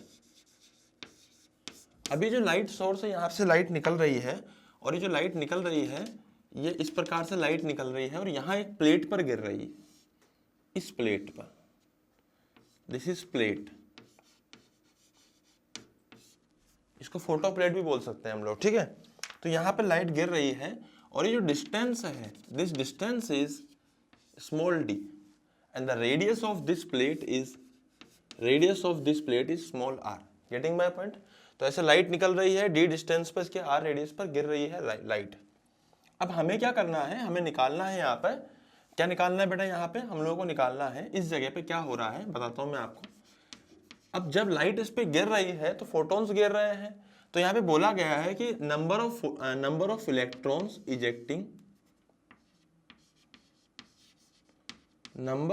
Electrons ejecting divided by number of photons falling.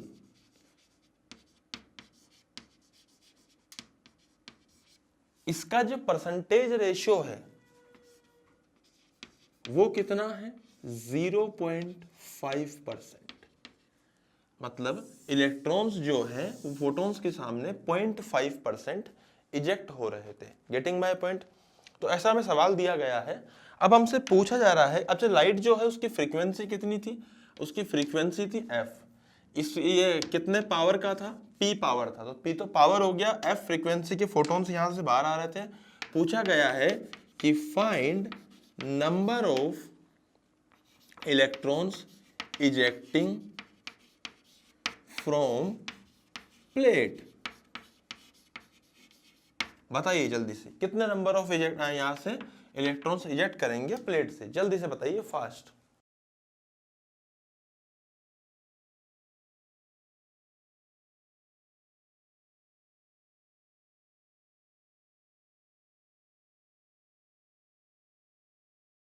हाँ जी, अबे तो इंटेंसिटी के सवाल कराए इसीलिए थे भैया। यहाँ सबसे पहले इंटेंसिटी निकाल, तो intensity on plate, intensity on plate, plate पे क्या इंटेंसिटी आएगी वो चेक करते हैं अपन। तो इंटेंसिटी निकालने के लिए हम लोगों ने क्या करा, पावर अपॉन एरिया कर दिया। तो एरिया कौन सा भैया, यहाँ पे पूरा बड़ा सा स्फीयर बनेगा, सब जगह एकदम लाइट गिर, टोटल पावर जो है, पावर इज एनर्जी फॉलिंग पर सेकेंड। तो यहाँ पे नंबर ऑफ इलेक्ट्रॉन इजेक्टिंग है ना, वो पर सेकेंड निकालने हैं बेटा, ऑब्वियस बात है, वो तो अंडरस्टूड ही है। तो इंटेंसिटी क्या हो जाएगा, पावर पर यूनिट एरिया। तो एरिया कितना हो जाएगा, 4πd²। अबे d रेडियस है ना, तो d के सामने ये एरिया हो जाएगा। अब प्लेट की बात करी गई है, तो d यहाँ पे क्या है ना कि इससे बहुत ज्यादा बड़ा है r से। तो हम क्या कर सकते हैं भैया, अगर मुझे मान लीजिए एनर्जी निकाल, वो पावर निकालनी है, या फिर ऐसे बोल दीजिए एनर्जी फॉलिंग ऑन प्लेट पर सेकेंड, एक सेकंड में कितनी एनर्जी प्लेट पे फॉल कर रही थी। तो उसके लिए मैं क्या करूंगा, ये तो हो गया इंटेंसिटी, मतलब इंटेंसिटी मल्टीप्लाई, अगर मैं एरिया कर दूं तो भैया प्लेट फ्रंट से है, प्लेट का एरिया कितना है, प्लेट का एरिया हो जाएगा πr²। अबे गेटिंग माय पॉइंट? तो ये तो हो गया है, इतनी एनर्जी फॉल कर रही है। अब हमें क्या निकालना है, हमें निकालना है नंबर ऑफ फोटॉन्स फॉलिंग। तो भैया नंबर ऑफ फोटॉन्स फॉलिंग पर सेकेंड, एक सेकंड में कितने फोटॉन्स गिर रहे थे, उसके लिए हम क्या करेंगे, पावर को, ये जो लिखा हुआ है एनर्जी फॉलिंग पर सेकेंड, इसको डिवाइड कर देंगे किससे, एक फोटोन की एनर्जी से। अबे ये टोटल एनर्जी थी, इतनी गिर रही थी एक सेकंड में, ये एक फोटोन की एनर्जी है, तो ये क्या आया, ये नंबर ऑफ फोटॉन्स फॉलिंग पर सेकंड आ चुका है। अबे सही है बात, पक्का ना? तो भैया हम लोग क्या कर दिए, हम लोग यहाँ पर नंबर ऑफ फोटॉन्स पर सेकंड निकाल चुके हैं।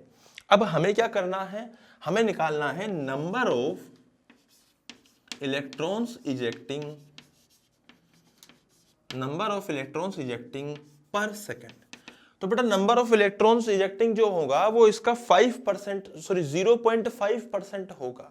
तो इसका 0.5% कितना हो जाएगा, मैं लिख दूंगा, पहले तो इसको तो एज इट इज लिखूंगा, 4πd² साहब, ऊपर आएगा π² साहब, नीचे आएगा h/f साहब, इधर आएगा 0.005 मल्टीप्लाई कर सकते हैं। अबे सही है ना, 0.5% क्या होता है, 0.5/100 से मल्टीप्लाई करना पड़ेगा। तो भैया 0.5/100 कितना हो जाएगा, हम लिख दिए हमारे 0.005।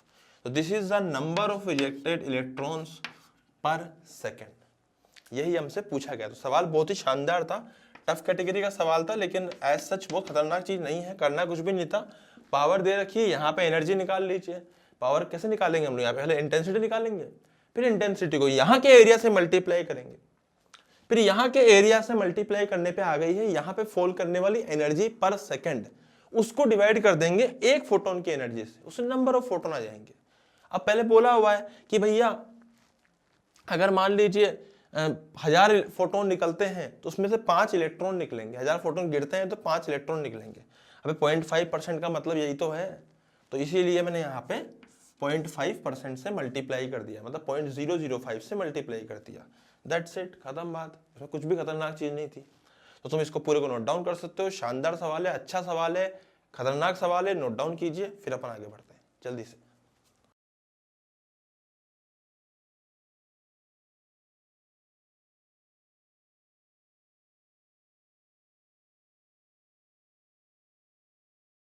हाँ जी, तो बेटा अब हम लोग करेंगे, अभी तक मैंने आपको फोटो इलेक्ट्रिक इफेक्ट के ऊपर कुछ कुछ बातें समझाई थी। अब मैं आपको इसका एक्सपेरिमेंट समझाऊंगा, फोटो इलेक्ट्रिक का एक्सपेरिमेंट कैसे कर हम लोगों ने किया था, मतलब किस तरह से एक्सपेरिमेंट हुआ था। तो सबसे पहले यहाँ पे होता क्या है ना, यहाँ पे आप देखिए, ये मैं आप यहाँ पे ट्यूब बना रहा हूँ, ये एक वैक्यूम ट्यूब होती है, ठीक है, यहाँ पे एक वैक्यूम ट्यूब होती है, इसको हमने इस प्रकार से बंद कर दिया, ग्लास ट्यूब है, बिल्कुल बंद कर दिया, ऐसे कोई इश्यू नहीं है। यहाँ पे यहाँ हम लोगों ने 2 प्लेट्स बनाई हैं, एक प्लेट ऐसे और एक प्लेट ऐसे। अबे सही है, अबे सही है ना। और हमने क्या करा, यहाँ पर बैटरी लगा दी इस प्रकार से, यहाँ एमीटर लगा दिया और नापने के लिए, करंट को नापने के लिए ऐसे सेट कर दिया। अब भैया 2 प्लेट है, दोनों आपस में जुड़ी हुई नहीं है, तो ऑब्वियस बात है इसमें करंट डायरेक्टली फ्लो कर नहीं सकता, सही बात है ना, सर्किट तो कंप्लीट है ही नहीं। तो इसका मतलब है किसी और पर्पज से इस तरह का सर्किट बनाया गया है। अब मैं आपको समझाता हूं, यहाँ पे क्या करा बेटा, इन्होंने वोल्टेज ले लिया है V इसलिए कि चेक करने के लिए कि इसके अक्रॉस पोटेंशियल डिफरेंस कितना क्रिएट हो रहा है। अब सोचो, अच्छा इसको मैंने ऐसा एरो लगा दिया, इसका मतलब ये वेरिएबल है, इसको हम लोग चेंज कर सकते हैं। तो इस प्रकार का सेटअप वहां पे होता है, कहाँ पे, फोटो इलेक्ट्रिक इफेक्ट में। मैं आपको एक एक करके यहाँ पे चीज समझाता हूँ एग्जैक्टली होता क्या है। बेटा यहाँ पे लाइट सोर्स होता है, उससे लाइट गिरती है, ऐसा ऐसा ऐसा करके लाइट गिरती है, ठीक है। ये एक्सपेरिमेंट में समझा रहा हूँ आपको, जो एक्सपेरिमेंट किया गया था, तो यहाँ से अब तक मैंने आपको रिजल्ट्स के बारे में समझाया था, थोड़ा वो समझाया था कि कौन सी चीजें कैसे काम आती है। अब भैया ऐसे तो है नहीं कि जो मैंने बोल दिया कितने इलेक्ट्रॉन निकले, कितने फोटोन गिरे, ये कोई अपन देखते तो नहीं ना, उसके अंदर अपने को दिखाई तो ना देता है कि अपन लाइट डाली, अच्छा वो फोटोन गया, ये देख एक और फोटोन गया, इधर कूद के एक इलेक्ट्रॉन बाहर आया। अबे ये सब चीजें तो नहीं दिखाई देती है। तो इसी को समझने के लिए, हम नेकेड आई से नहीं देख सकते इन सब चीजों को, तो उसी को समझने के लिए हम लोगों ने क्या करा, इस तरह का सेटअप तैयार किया गया। अब इस सेटअप में हम लोग इमेजिन करेंगे कि ऐसा हुआ होगा, और अलग अलग पिक्चर बनाएंगे दिमाग में कि अच्छा यहाँ करंट आया इसका मतलब ऐसे होगा, यहाँ नहीं आया इसका मतलब ऐसे होगा। तो ये पूरा का पूरा हम लोग यहाँ पे अपने हिसाब से यहाँ पे पूरी पूरी फिल्म बनाएंगे अपने दिमाग के अंदर। अब मेरी बात ध्यान समझना, लाइट सोर्स से लाइट गिरी, बेटा जैसे ही लाइट गिरी सबसे पहले मैंने क्या करा, इनिशियली मैं यहाँ पे लिख रहा हूँ, यहाँ पे देखिए बेटा आपको दिखाई दे रहा है, यहाँ पे दोनों एक साथ देखना है ना।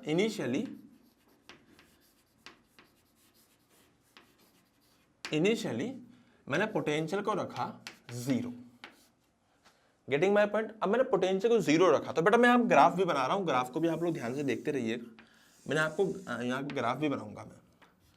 तो ये करंट और ये पोटेंशियल का ग्राफ है, ओके। तो इनिशियली जब मैंने पोटेंशियल को 0 रखा, तो इनिशियली पोटेंशियल 0 था, मतलब यहाँ पे कोई डिफरेंस नहीं था। जैसे ही लाइट डाली या करंट दिखाई दिया, ओ दिमाग खराब हो गया, करंट कहां से आ गया, अबे करंट तो है ही नहीं, करंट कहां से आ गया, लेकिन दिखाई दिया, चलो इसमें शो करते हैं अपन, चलो कोई ना, दिखाई तो दिया। अब लाइट डल रही है, करंट यहां पे आ चुका है। अगर हमने लाइट की इंटेंसिटी को ज्यादा बढ़ाया, मतलब इंटेंसिटी के बारे में बात करूंगा मैं, चलो लाइट डाली यहाँ पर, तो यहाँ पे करंट आया। अब करंट हमें दिख रहा है, यहाँ पे पोटेंशियल 0 है, करंट हमें दिख रहा है। अब हो क्या रहा है ना कि जैसे ही मैं यहाँ पे पोटेंशियल को बढ़ाना शुरू करूंगा, करंट यहाँ पे बढ़ना शुरू हो जाएगा।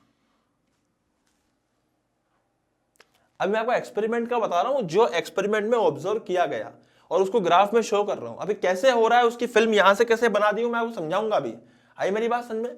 तो भैया जैसे जैसे पोटेंशियल बढ़ाया, करंट बढ़ने लगा बढ़ने लगा बढ़ने लगा और थोड़ी देर के बाद बढ़ना बंद हो गया। अब सोचा गया यार ये अब क्या हो रहा है, आखिर ये हुआ क्या? कि पहले तो सबसे पहली बात तो है कि पोटेंशियल 0 था, लाइट डालते करंट कहां से आ गया?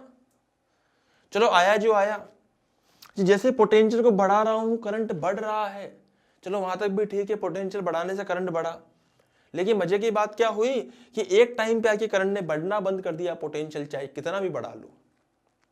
तो फिर सोचा गया कि यार यहाँ पे एक लफड़ा है। लफड़ा क्या है कि जैसे ही लाइट डाली होगी, इसका मतलब वो फोटोन जब इस पे गिरे होंगे तो इलेक्ट्रॉन्स बाहर निकले होंगे। ऐसा सोचा गया, ये पूरी थ्योरेटिकल एस्पेक्ट में जो बता रहा हूं आपको। तो ऐसे इलेक्ट्रॉन्स बाहर निकले होंगे, इलेक्ट्रॉन्स ऐसे ऐसे कर करके बाहर निकले होंगे, धड़ धड़ धड़ धड़ धड़ धड़। बेटा उसमें से कुछ इलेक्ट्रॉन्स तेजी से दौड़ रहे थे, कुछ स्लो दौड़ रहे थे। तो यहां समझ में आया कि हाँ यार, एक फोटोन की एनर्जी होगी, मान लो इसको तो मैं पैक कर रहा हूं, एक फोटोन की एनर्जी होगी HF, वर्क फंक्शन होगा phi।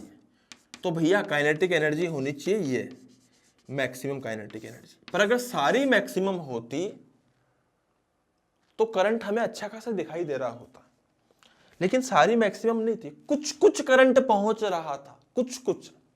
आई मेरी बात समझ में? कुछ कुछ वहां इलेक्ट्रॉन्स पहुंच रहे थे, उसके कारण कुछ कुछ करंट आ रहा था, नोट पहुंच रहा था, कुछ कुछ करंट यहाँ पे हमें शो हो रहा था। अब जैसे ही मैं इसी डायरेक्शन में अगर पोटेंशियल को बढ़ाने लगता हूं तो यहां पे हो जाएगा प्लस, यहां पे हो जाएगा माइनस। Getting my point? अबे सही है ना?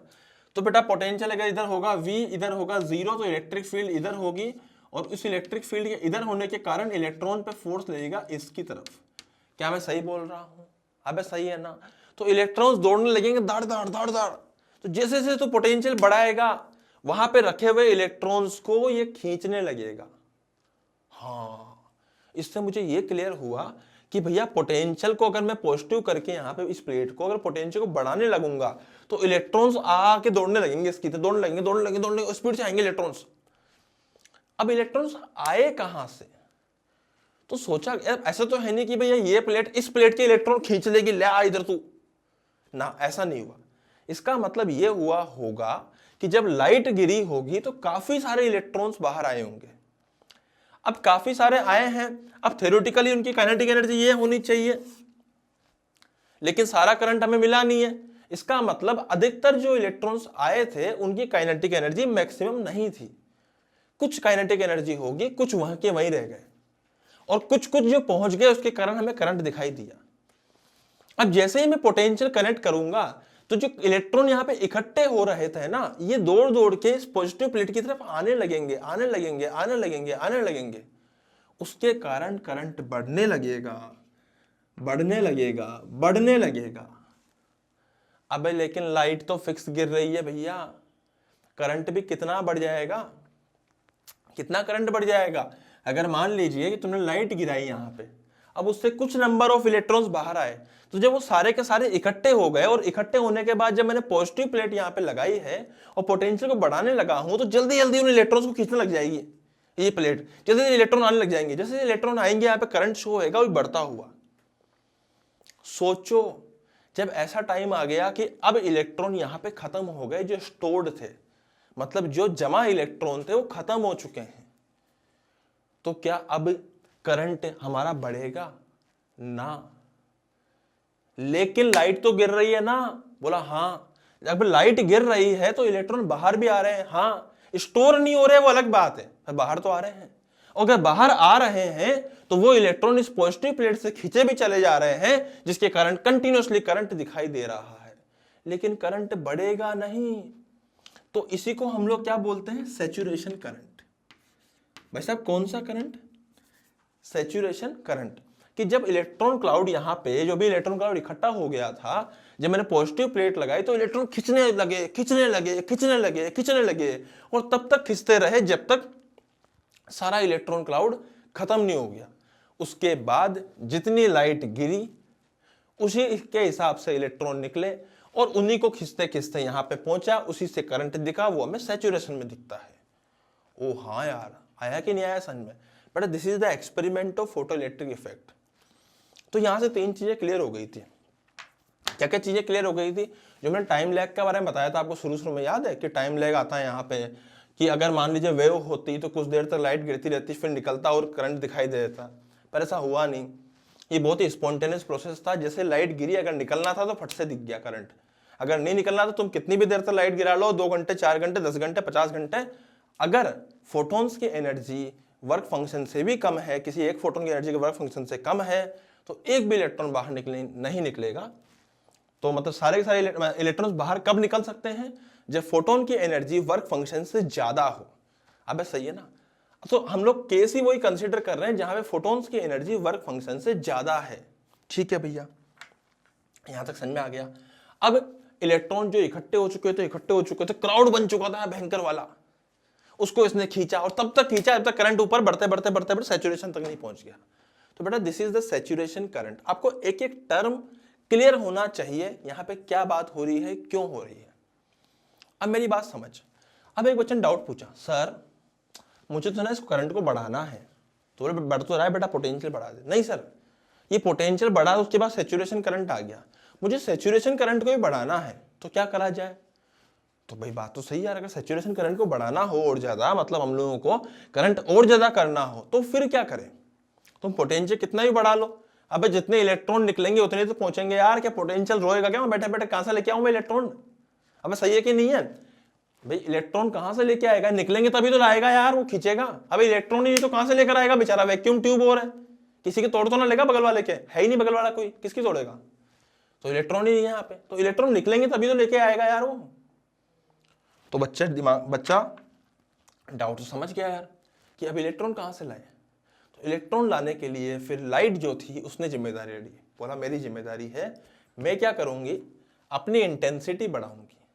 इंटेंसिटी बनाने का मतलब क्या हो गया, यहाँ पे नंबर ऑफ फोटॉन्स वो बढ़ाएंगे, दौड़ दौड़ दौड़ दौड़ दौड़, जहां 1000 गिर रहे थे वहां 2000 गिरेंगे। तो जैसे ही इंटेंसिटी बढ़ेगी, जैसे ही इंटेंसिटी बढ़ेगी, करंट बढ़ जाएगा शुरू वाला भी। अब जैसे ही इंटेंसिटी बढ़ी करंट बढ़ गया, अब उसमें अगर पोटेंशियल बढ़ाने लगूंगा तो वो और बढ़ेगा, और उसका सैचुरेशन पहुंच जाएगा ऐसे। आई मेरी बात समझ में। तो इसकी इंटेंसिटी ज्यादा थी, इसकी इंटेंसिटी कम थी। अबे सही है ना। एक काम करो, मैं यहां पे छोटा सा काम कर रहा हूं, मान लो कि इंटेंसिटी कम करी अगर मैंने और, तो करंट और कम हो जाएगा।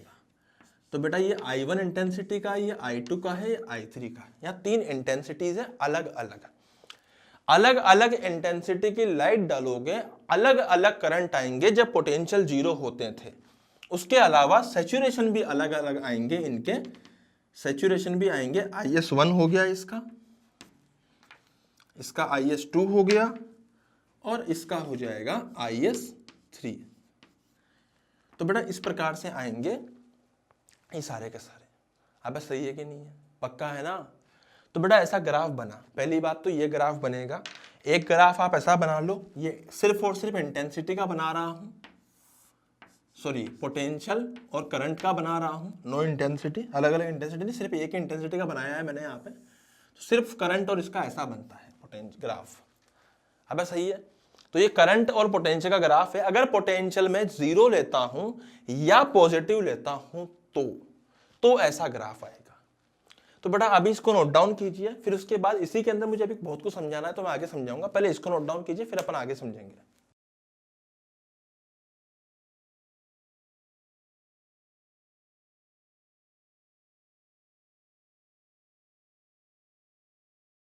हाँ जी, एक बार नोट डाउन कर लीजिए इसको।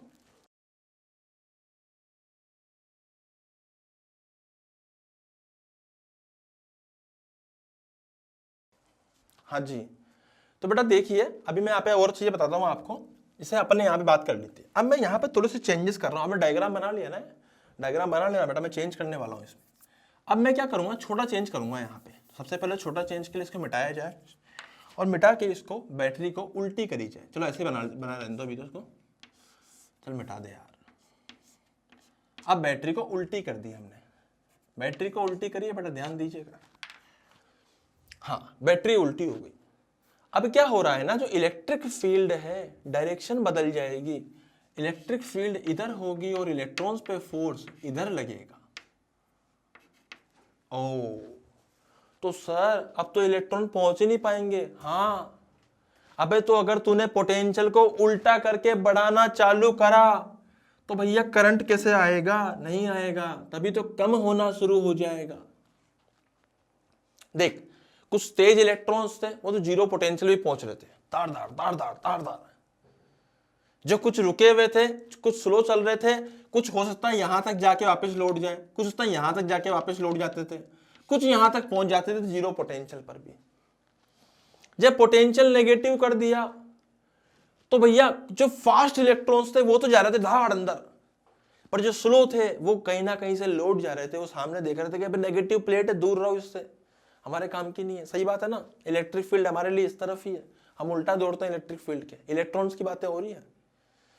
तो इलेक्ट्रॉन जो थे, अब इसमें से जब सबसे तेज दौड़ने वाले इलेक्ट्रॉन्स होंगे, सबसे तेज दौड़ने वाले, भाई हुआ क्या कि धीरे धीरे धीरे धीरे धीरे धीरे करंट जीरो होने लगा। करंट जीरो होने लगा, इसका मतलब क्या है कि फास्ट मूविंग इलेक्ट्रॉन्स भी धीरे धीरे धीरे धीरे वहां पहुंचना बंद होते जा रहे थे। अब एक टाइम ऐसा आया, एक टाइम पोटेंशियल वहां वी नॉट हो गई, वो भी नेगेटिव में। एक टाइम ऐसा आया पोटेंशियल नेगेटिव में वी नॉट हो गई और उस पर सारा करंट जीरो हो गया। मतलब उससे जस्ट मैं हल्की सी बढ़ाऊंगा अगर मैंने पोटेंशियल, दोबारा से हल्के सी वी नॉट से, मतलब पॉजिटिव जीरो की तरफ लाने लगूंगा, मतलब वी नॉट है ना, हल्के सी जिसका मैग्नीट्यूड हल्का सा कम करूंगा, हल्का सा, इतने में करंट दिख जाएगा। लेकिन दोबारा बढ़ाया, करंट रुक गया। इसका मतलब सर इस पोटेंशियल पर वो इलेक्ट्रॉन भी नहीं पहुंच पा रहा था। जो इलेक्ट्रॉन कौन था? वो वाला इलेक्ट्रॉन जो सबसे फास्ट मूविंग था। अब सही है ना। और इस पोटेंशियल का नाम दिया गया स्टॉपिंग पोटेंशियल।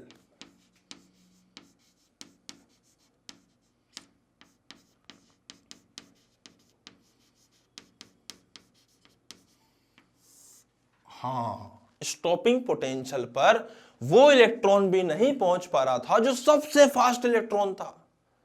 मतलब उससे हल्का सा अगर मैं पोटेंशियल कम करूंगा ना, तो कम से कम एक इलेक्ट्रॉन तो घुस जाएगा, हल्का सा करंट तो दिखेगा। लेकिन एग्जैक्टली स्टॉपिंग पोटेंशियल पे आते ही वो दिखना भी बंद हो गया। इसका मतलब जो फास्टेस्ट मूविंग इलेक्ट्रॉन था, फास्टेस्ट, वो यहां जाके टकरा के वापस आया है, एकदम पास जाके, या गया यहां से, जो यहां से जाके वापस आया है, बिल्कुल पास में जाके वापस आया है, बिल्कुल पास में जाके वापस आया है। Getting my point? तो फास्टेस्ट मूविंग इलेक्ट्रॉन भी वहां पे नहीं पहुंच पाया। तो यार इसका मतलब तो ये हो गया कि अगर मैं इसको थोड़ा ध्यान से देखूं तो इधर देखिएगा बेटा, यहाँ पे मैं यहाँ पे इस ट्यूब को दोबारा से बना रहा हूं, यहाँ मैं उसको समझाऊंगा। हाँ, ध्यान समझिएगा यहाँ पे क्या हो रहा है। अब इलेक्ट्रॉन देखो यहाँ पे, अगर मैं इसको ऐसे लगाता हूं तो यहाँ पोटेंशियल, अगर ऐसा लगाता हूं तो बेटा यहाँ पोटेंशियल हो जाएगा V, यहाँ हो जाएगा 0। Getting my point? यहाँ पर अगर मैं देखूँ ध्यान से तो एनर्जी कितनी हो जाएगी इस जगह पे? एनर्जी 1 पॉइंट या 2 पॉइंट मान लेता हूँ बेटा। 1 पे एनर्जी हो जाएगी, टोटल एनर्जी एट 1 कितनी हो जाएगी यहाँ पे energy? Electron E into V. अब गेटिंग माय पॉइंट? सही बात है ना। यहाँ कितनी एनर्जी हो गई? E इंटू वी, इलेक्ट्रॉन तो माइनस लगा दिया, प्लस काइनेटिक एनर्जी मैक्सिमम। अब यही तो लेके दौड़ा था वो यहाँ से। अब सोच दौड़ा, यहां तक पहुंचते पहुंचते पहुंचते पहुंचते पहुंचते जैसे 2 पे पहुंचा, 2 पे पोटेंशियल एनर्जी तो 0 हो गई और करंट नहीं आया। इसका मतलब वो जो फास्टेस्ट मूविंग काइनेट इलेक्ट्रॉन था वो भी जस्ट यहां तक पहुंचते पहुंचते एकदम आखिरी में जाकर रुक गया, और जहां रुका वहां काइनेटिक भी 0 हो गई। अब टोटल एनर्जी बराबर तो टोटल एनर्जी होनी चाहिए भैया। इसका मतलब ईवी नॉट बराबर काइनेटिक एनर्जी मैक्सिमम होनी चाहिए। तो जो स्टॉपिंग पोटेंशियल है वो बेसिकली किसके बराबर आता है? स्टॉपिंग पोटेंशियल आता है kinetic energy maximum divided by e के बराबर। This is the stopping potential.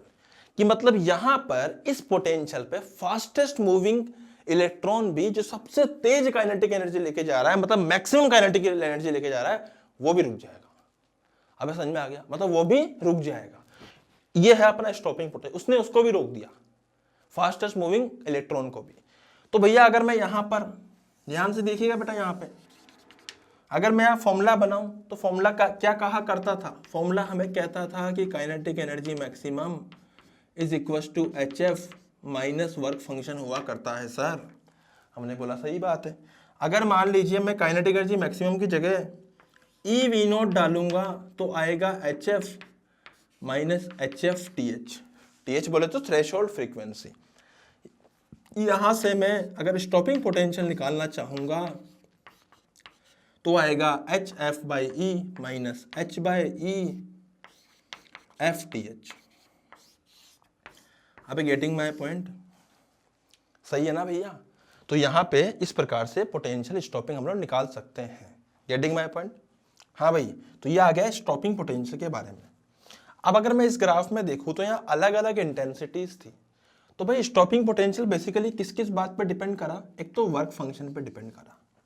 हाँ यार, हमें वर्क फंक्शन तो सेम ही रहेगा और यार प्लेट तो एक ही है, तो क्या हाँ यार। लेकिन एक फ्रीक्वेंसी पे डिपेंड करा। सर फ्रीक्वेंसी भी तो सेम ही रहेगी, एक ही तो लाइट है। हाँ, अगर लेकिन फ्रीक्वेंसी चेंज करते हैं तो केस अलग आएगा।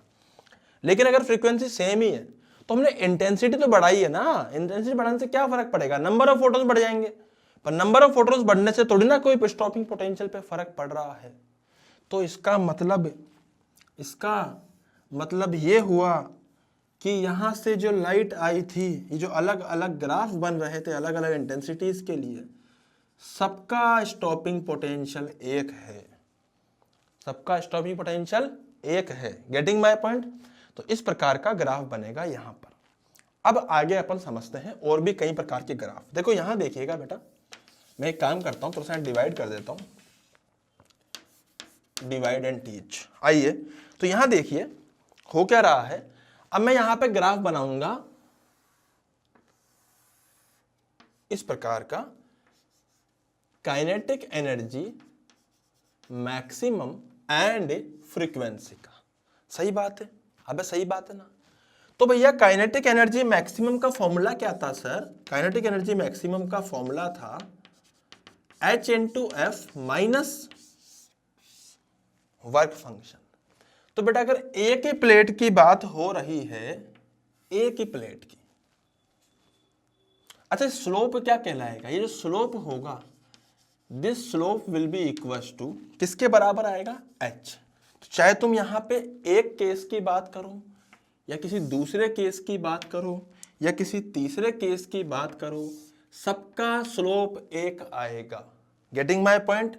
अगर मैं यहां पर इसको आगे एक्सटेंड करने की कोशिश करता हूं, एक्सटेंड नहीं कर रहा, बस डॉटेड लाइन से दिखा रहा हूं कि अगर एक्सटेंड किया गया इस प्रकार से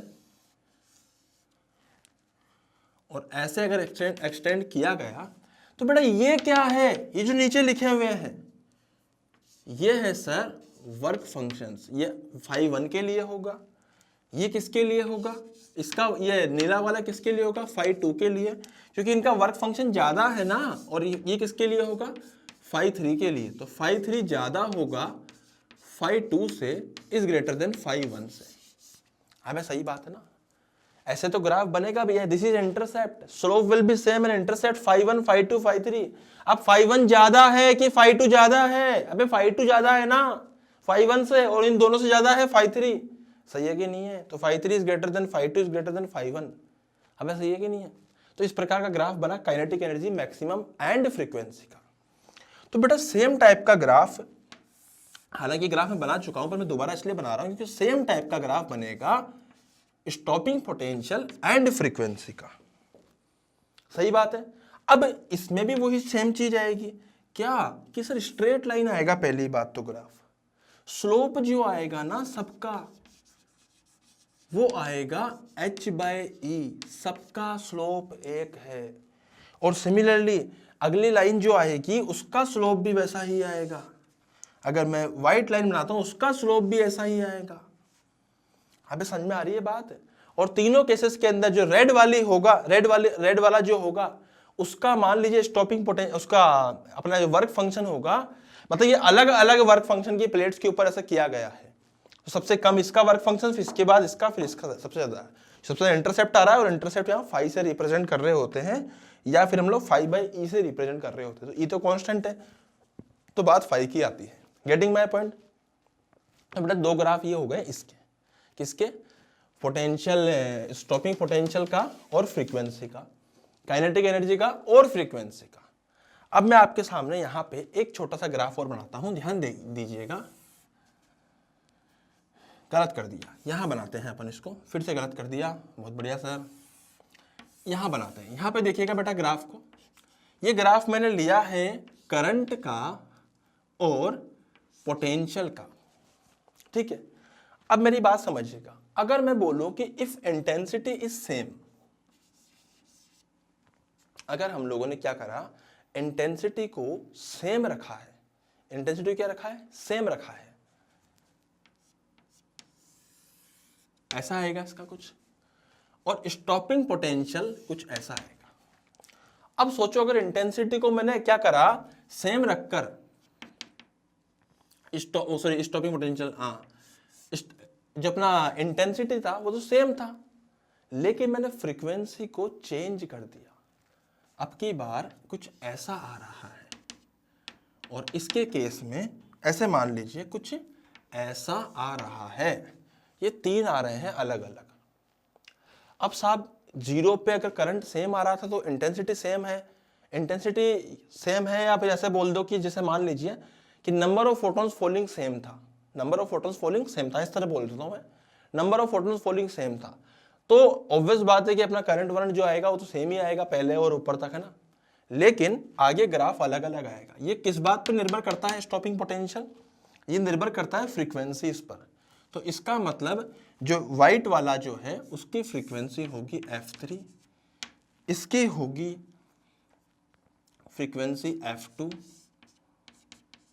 और इसकी होगी f1। तो भैया इसका मतलब क्या होगा कि f3 is greater then f2 is greater then f1। जिसकी फ्रीक्वेंसी ज्यादा होगी उसका स्टॉपिंग पोटेंशियल भी नेगेटिव में ज्यादा होगा, मतलब नेगेटिव तो हटा दो, उसका मैग्नीट्यूड वाइज बड़ा होगा उसका स्टॉपिंग पोटेंशियल भी। हाँ सही है ना। मैं आपको यहाँ पे कुछ चीजें क्लियर करता हूँ। देखो अगर मैं बोलूँ कि if intensity is increasing and frequency will remain same, तो भैया स्टॉपिंग पोटेंशियल पे क्या आता है, फर्क क्या पड़ता है? स्टॉपिंग पोटेंशियल सेम रहता है कि इंक्रीज करता है? अबे स्टॉपिंग पोटेंशियल फ्रीक्वेंसी और वर्क फंक्शन पे डिपेंड करता है, इंटेंसिटी से कोई लेना देना नहीं है, तो stopping potential will remain same. But अगर मैं सैचुरेशन करंट की बात करूं तो सैचुरेशन करंट इंटेंसिटी बढ़ने पर इंक्रीज करेगा। Getting my point? सही है ना। अब अगर मैं बात करूं कि इंटेंसिटी इज सेम, इंटेंसिटी को अपन ने सेम रखा है, सेम इंटेंसिटी रही है, लेकिन फ्रीक्वेंसी को हमने इंक्रीज कर दिया है। इंटेंसिटी को सेम रखकर अगर फ्रीक्वेंसी को इंक्रीज कर दिया है तो स्टॉपिंग पोटेंशियल का क्या होगा सर, वो भी इंक्रीज करेगा। लेकिन सर यहां पे सैचुरेशन करंट का क्या होगा, क्या होगा, क्या होगा? एक लफड़ा है। अब इंटेंसिटी सेम रखी गई है, फ्रीक्वेंसी बढ़ाई गई है, मतलब एक फोटोन की एनर्जी बढ़ गई है, but total energy will remain same, total energy will remain same. इसका मतलब नंबर ऑफ फोटोन जो है वो डिक्रीज कर जाएंगे। अबे सही है ना। अगर फ्रीक्वेंसी बढ़ाई और टोटल एनर्जी सेम रही, इसका मतलब नंबर ऑफ फोटॉन्स कम हो गए, और नंबर ऑफ फोटॉन्स कम हो गए तो करंट कम होना चाहिए। लेकिन यहां पे एक लफड़ा है। लफड़ा क्या होता है कि इसमें अलग अलग बातें बोली गई है, तो इसमें अलग अलग बुक्स में अलग अलग बातें बोली जाती है। बहुत लॉजिकल अगर चीजें देखेंगे अपन लोग तो करंट यहाँ पे कम होता है। कुछ बुक्स में इसका आंसर दिया होता है कि करंट विल रिमेन सेम। तो यहां पे एम्बिग्यूटी है बेटा।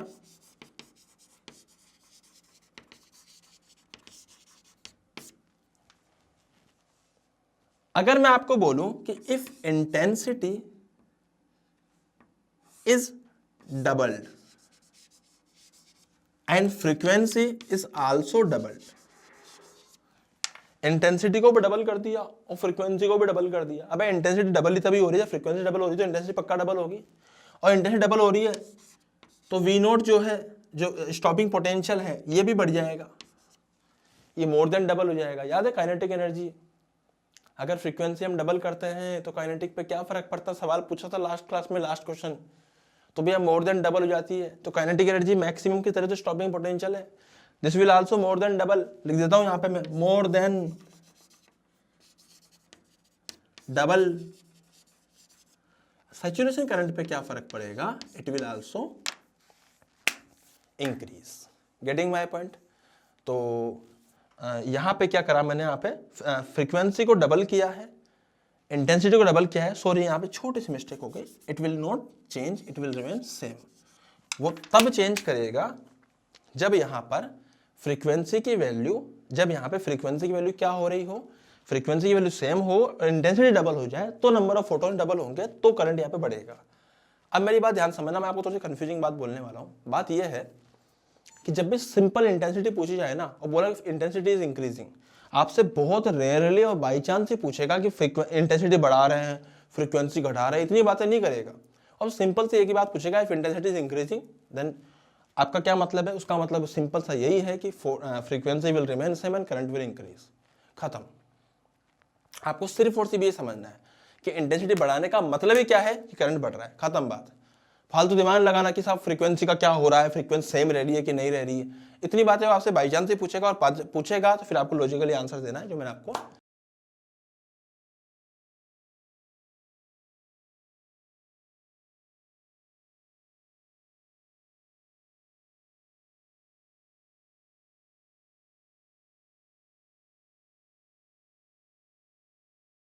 हाँ जी। तो बेटा सवाल में क्या बोला गया है, सवाल में देखो मैं वैल्यू लिख रहा हूँ यहाँ पे। सवाल ने आपको बोला है कि जो लैम्डा है वो 1240 एंगस्ट्रॉम है। Getting my point, 1240 angstrom.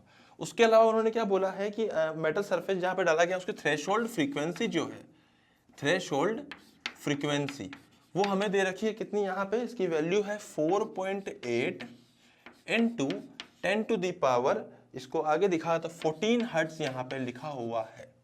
Getting my point. तो बेटा ये लिखा हुआ है, पहली चीज में पूछी है what is the maximum kinetic energy of photo electron.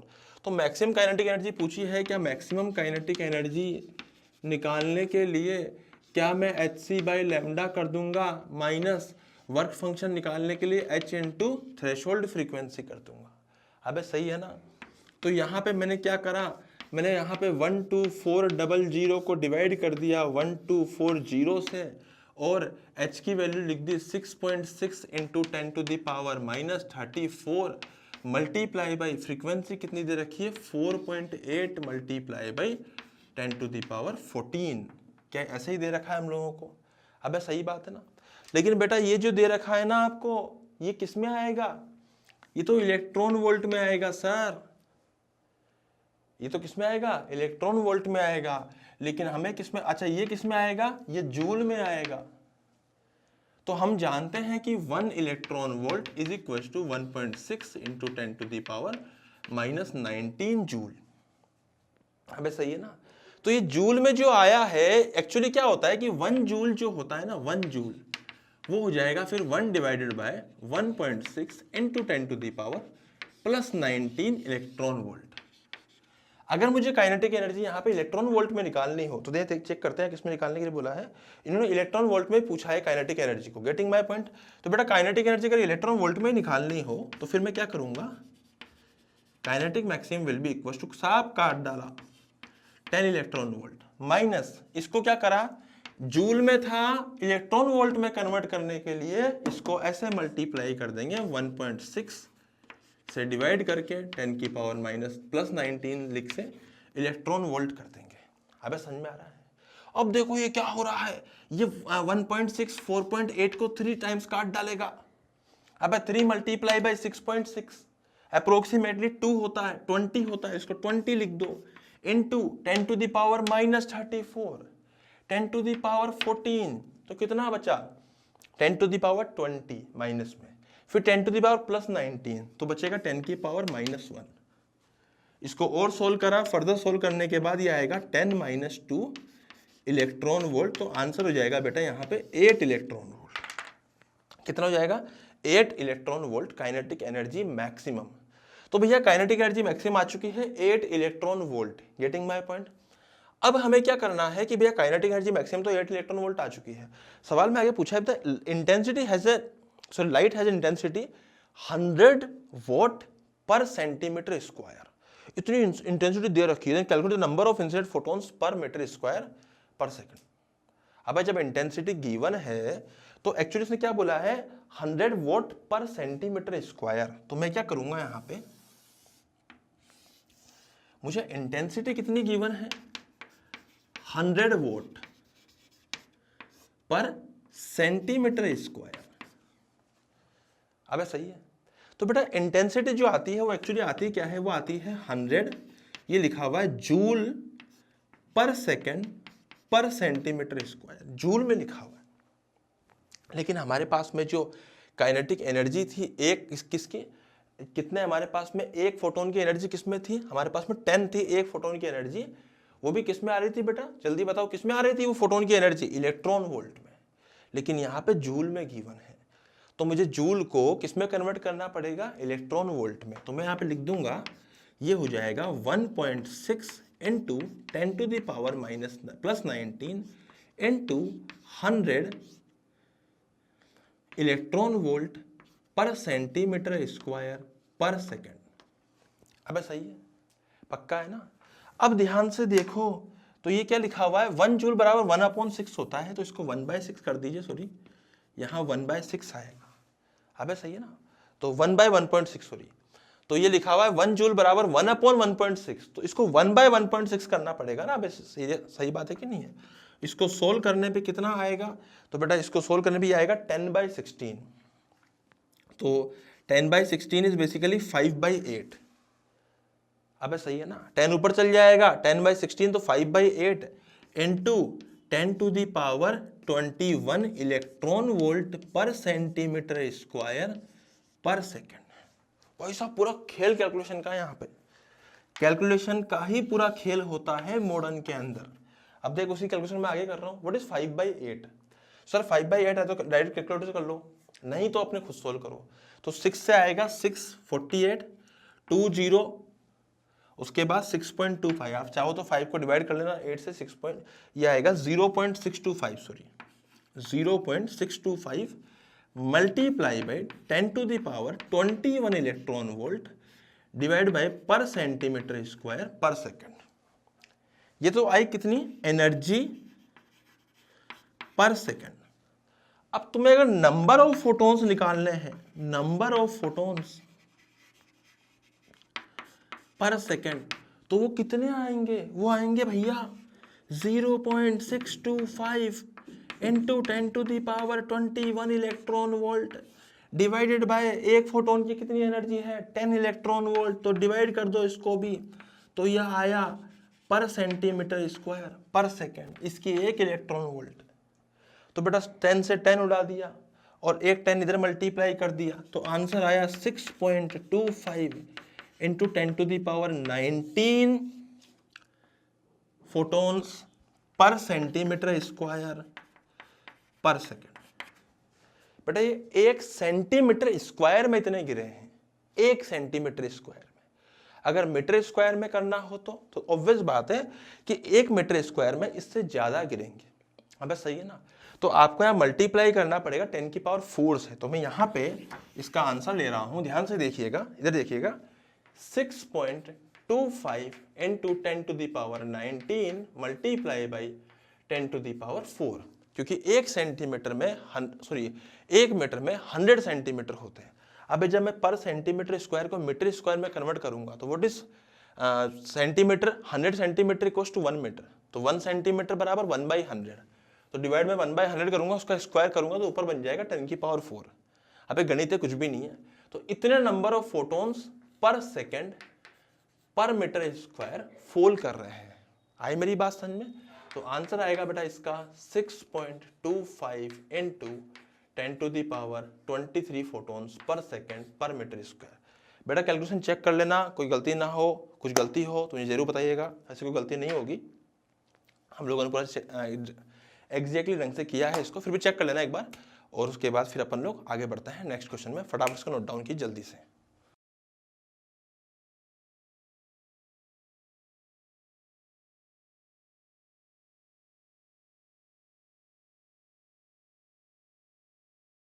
हाँ भाई, तो एक क्वेश्चन और लिखिए फटाफट से।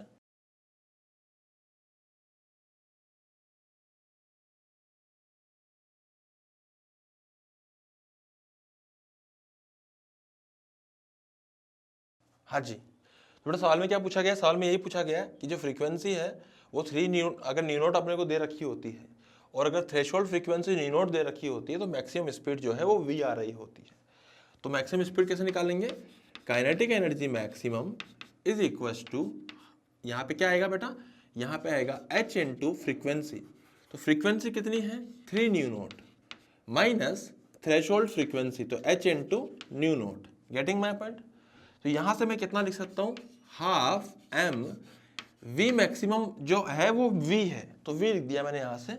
This should be equal to कितना हो जाएगा बेटा सोल्व करने पे? 2h new note. सही बात है ना?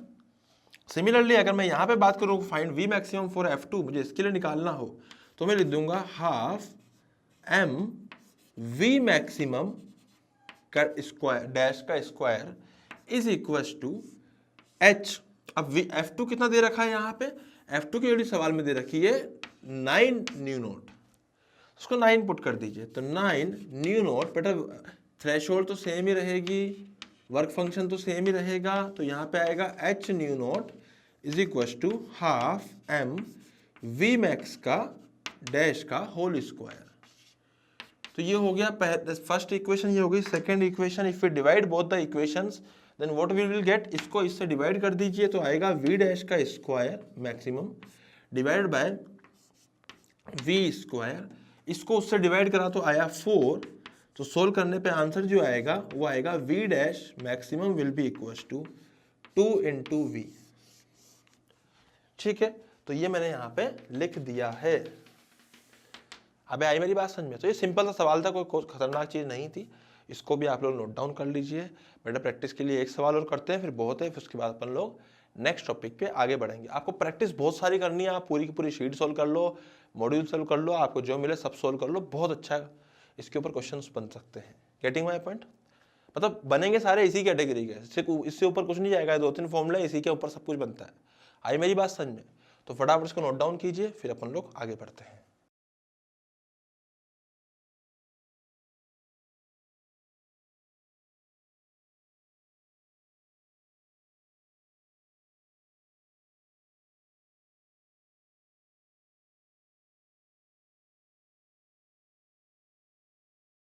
हाँ जी, तो नेक्स्ट क्वेश्चन लिखिए बेटा फटाफट से, नेक्स्ट क्वेश्चन जल्दी से।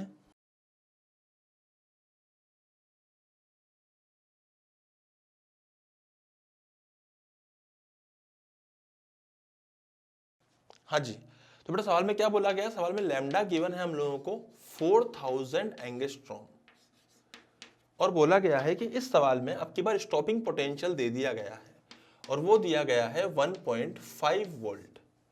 तो 1.5 वोल्ट स्टॉपिंग पोटेंशियल दे दिया गया है, क्या बात है। तो भैया स्टॉपिंग पोटेंशियल का फॉर्मूला क्या होता है? वो होता है h/e into hc/e into lambda नीचे minus work function. Getting my point? तो बेटा स्टॉपिंग पोटेंशियल 1.5 वोल्ट दे रखा है हम लोगों को, इज इक्वल टू hc, और यहाँ पे नीचे दे रखा है e से डिवाइड कर देंगे तो कितना आएगा? यह भी वर्क फंक्शन बाय e आएगा। ठीक है, तो hc/e कितना होता है? देखो hc कितना होता है? 12400। अगर लैम्डा एंगस्ट्रॉम में है तो यहाँ पे इलेक्ट्रॉन वोल्ट में आता है, इसको e से डिवाइड कर देंगे तो वोल्ट में आएगा। आई मेरी बात समझ में? उसके बाद यहाँ आएगा work function divide by e। तो फिर 00 से 00 उड़ा दीजिए, ये कितना बचेगा? 1.5 वोल्ट बराबर 124/40। तो बेटा ये 10 कर दीजिए, इसको लिख दीजिए, कितना आएगा? 31, तो आएगा 3.1 माइनस 5/e।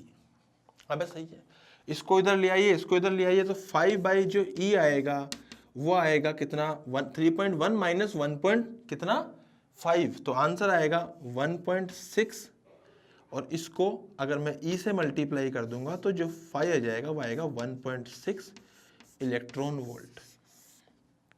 अब सही है, तो ये 1.6 इलेक्ट्रॉन वोल्ट आ चुका है हमारा क्या वर्क फंक्शन, जो हमसे पूछा गया था इस सवाल के अंदर।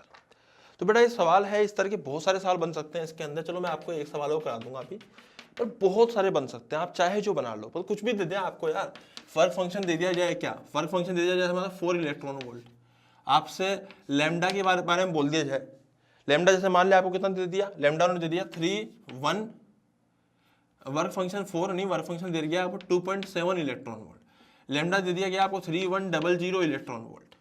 अब ऐसा ही है ना, तो वर्क फंक्शन गिवन है, लैम्डा गिवन है, पूछा गया है कि फाइंड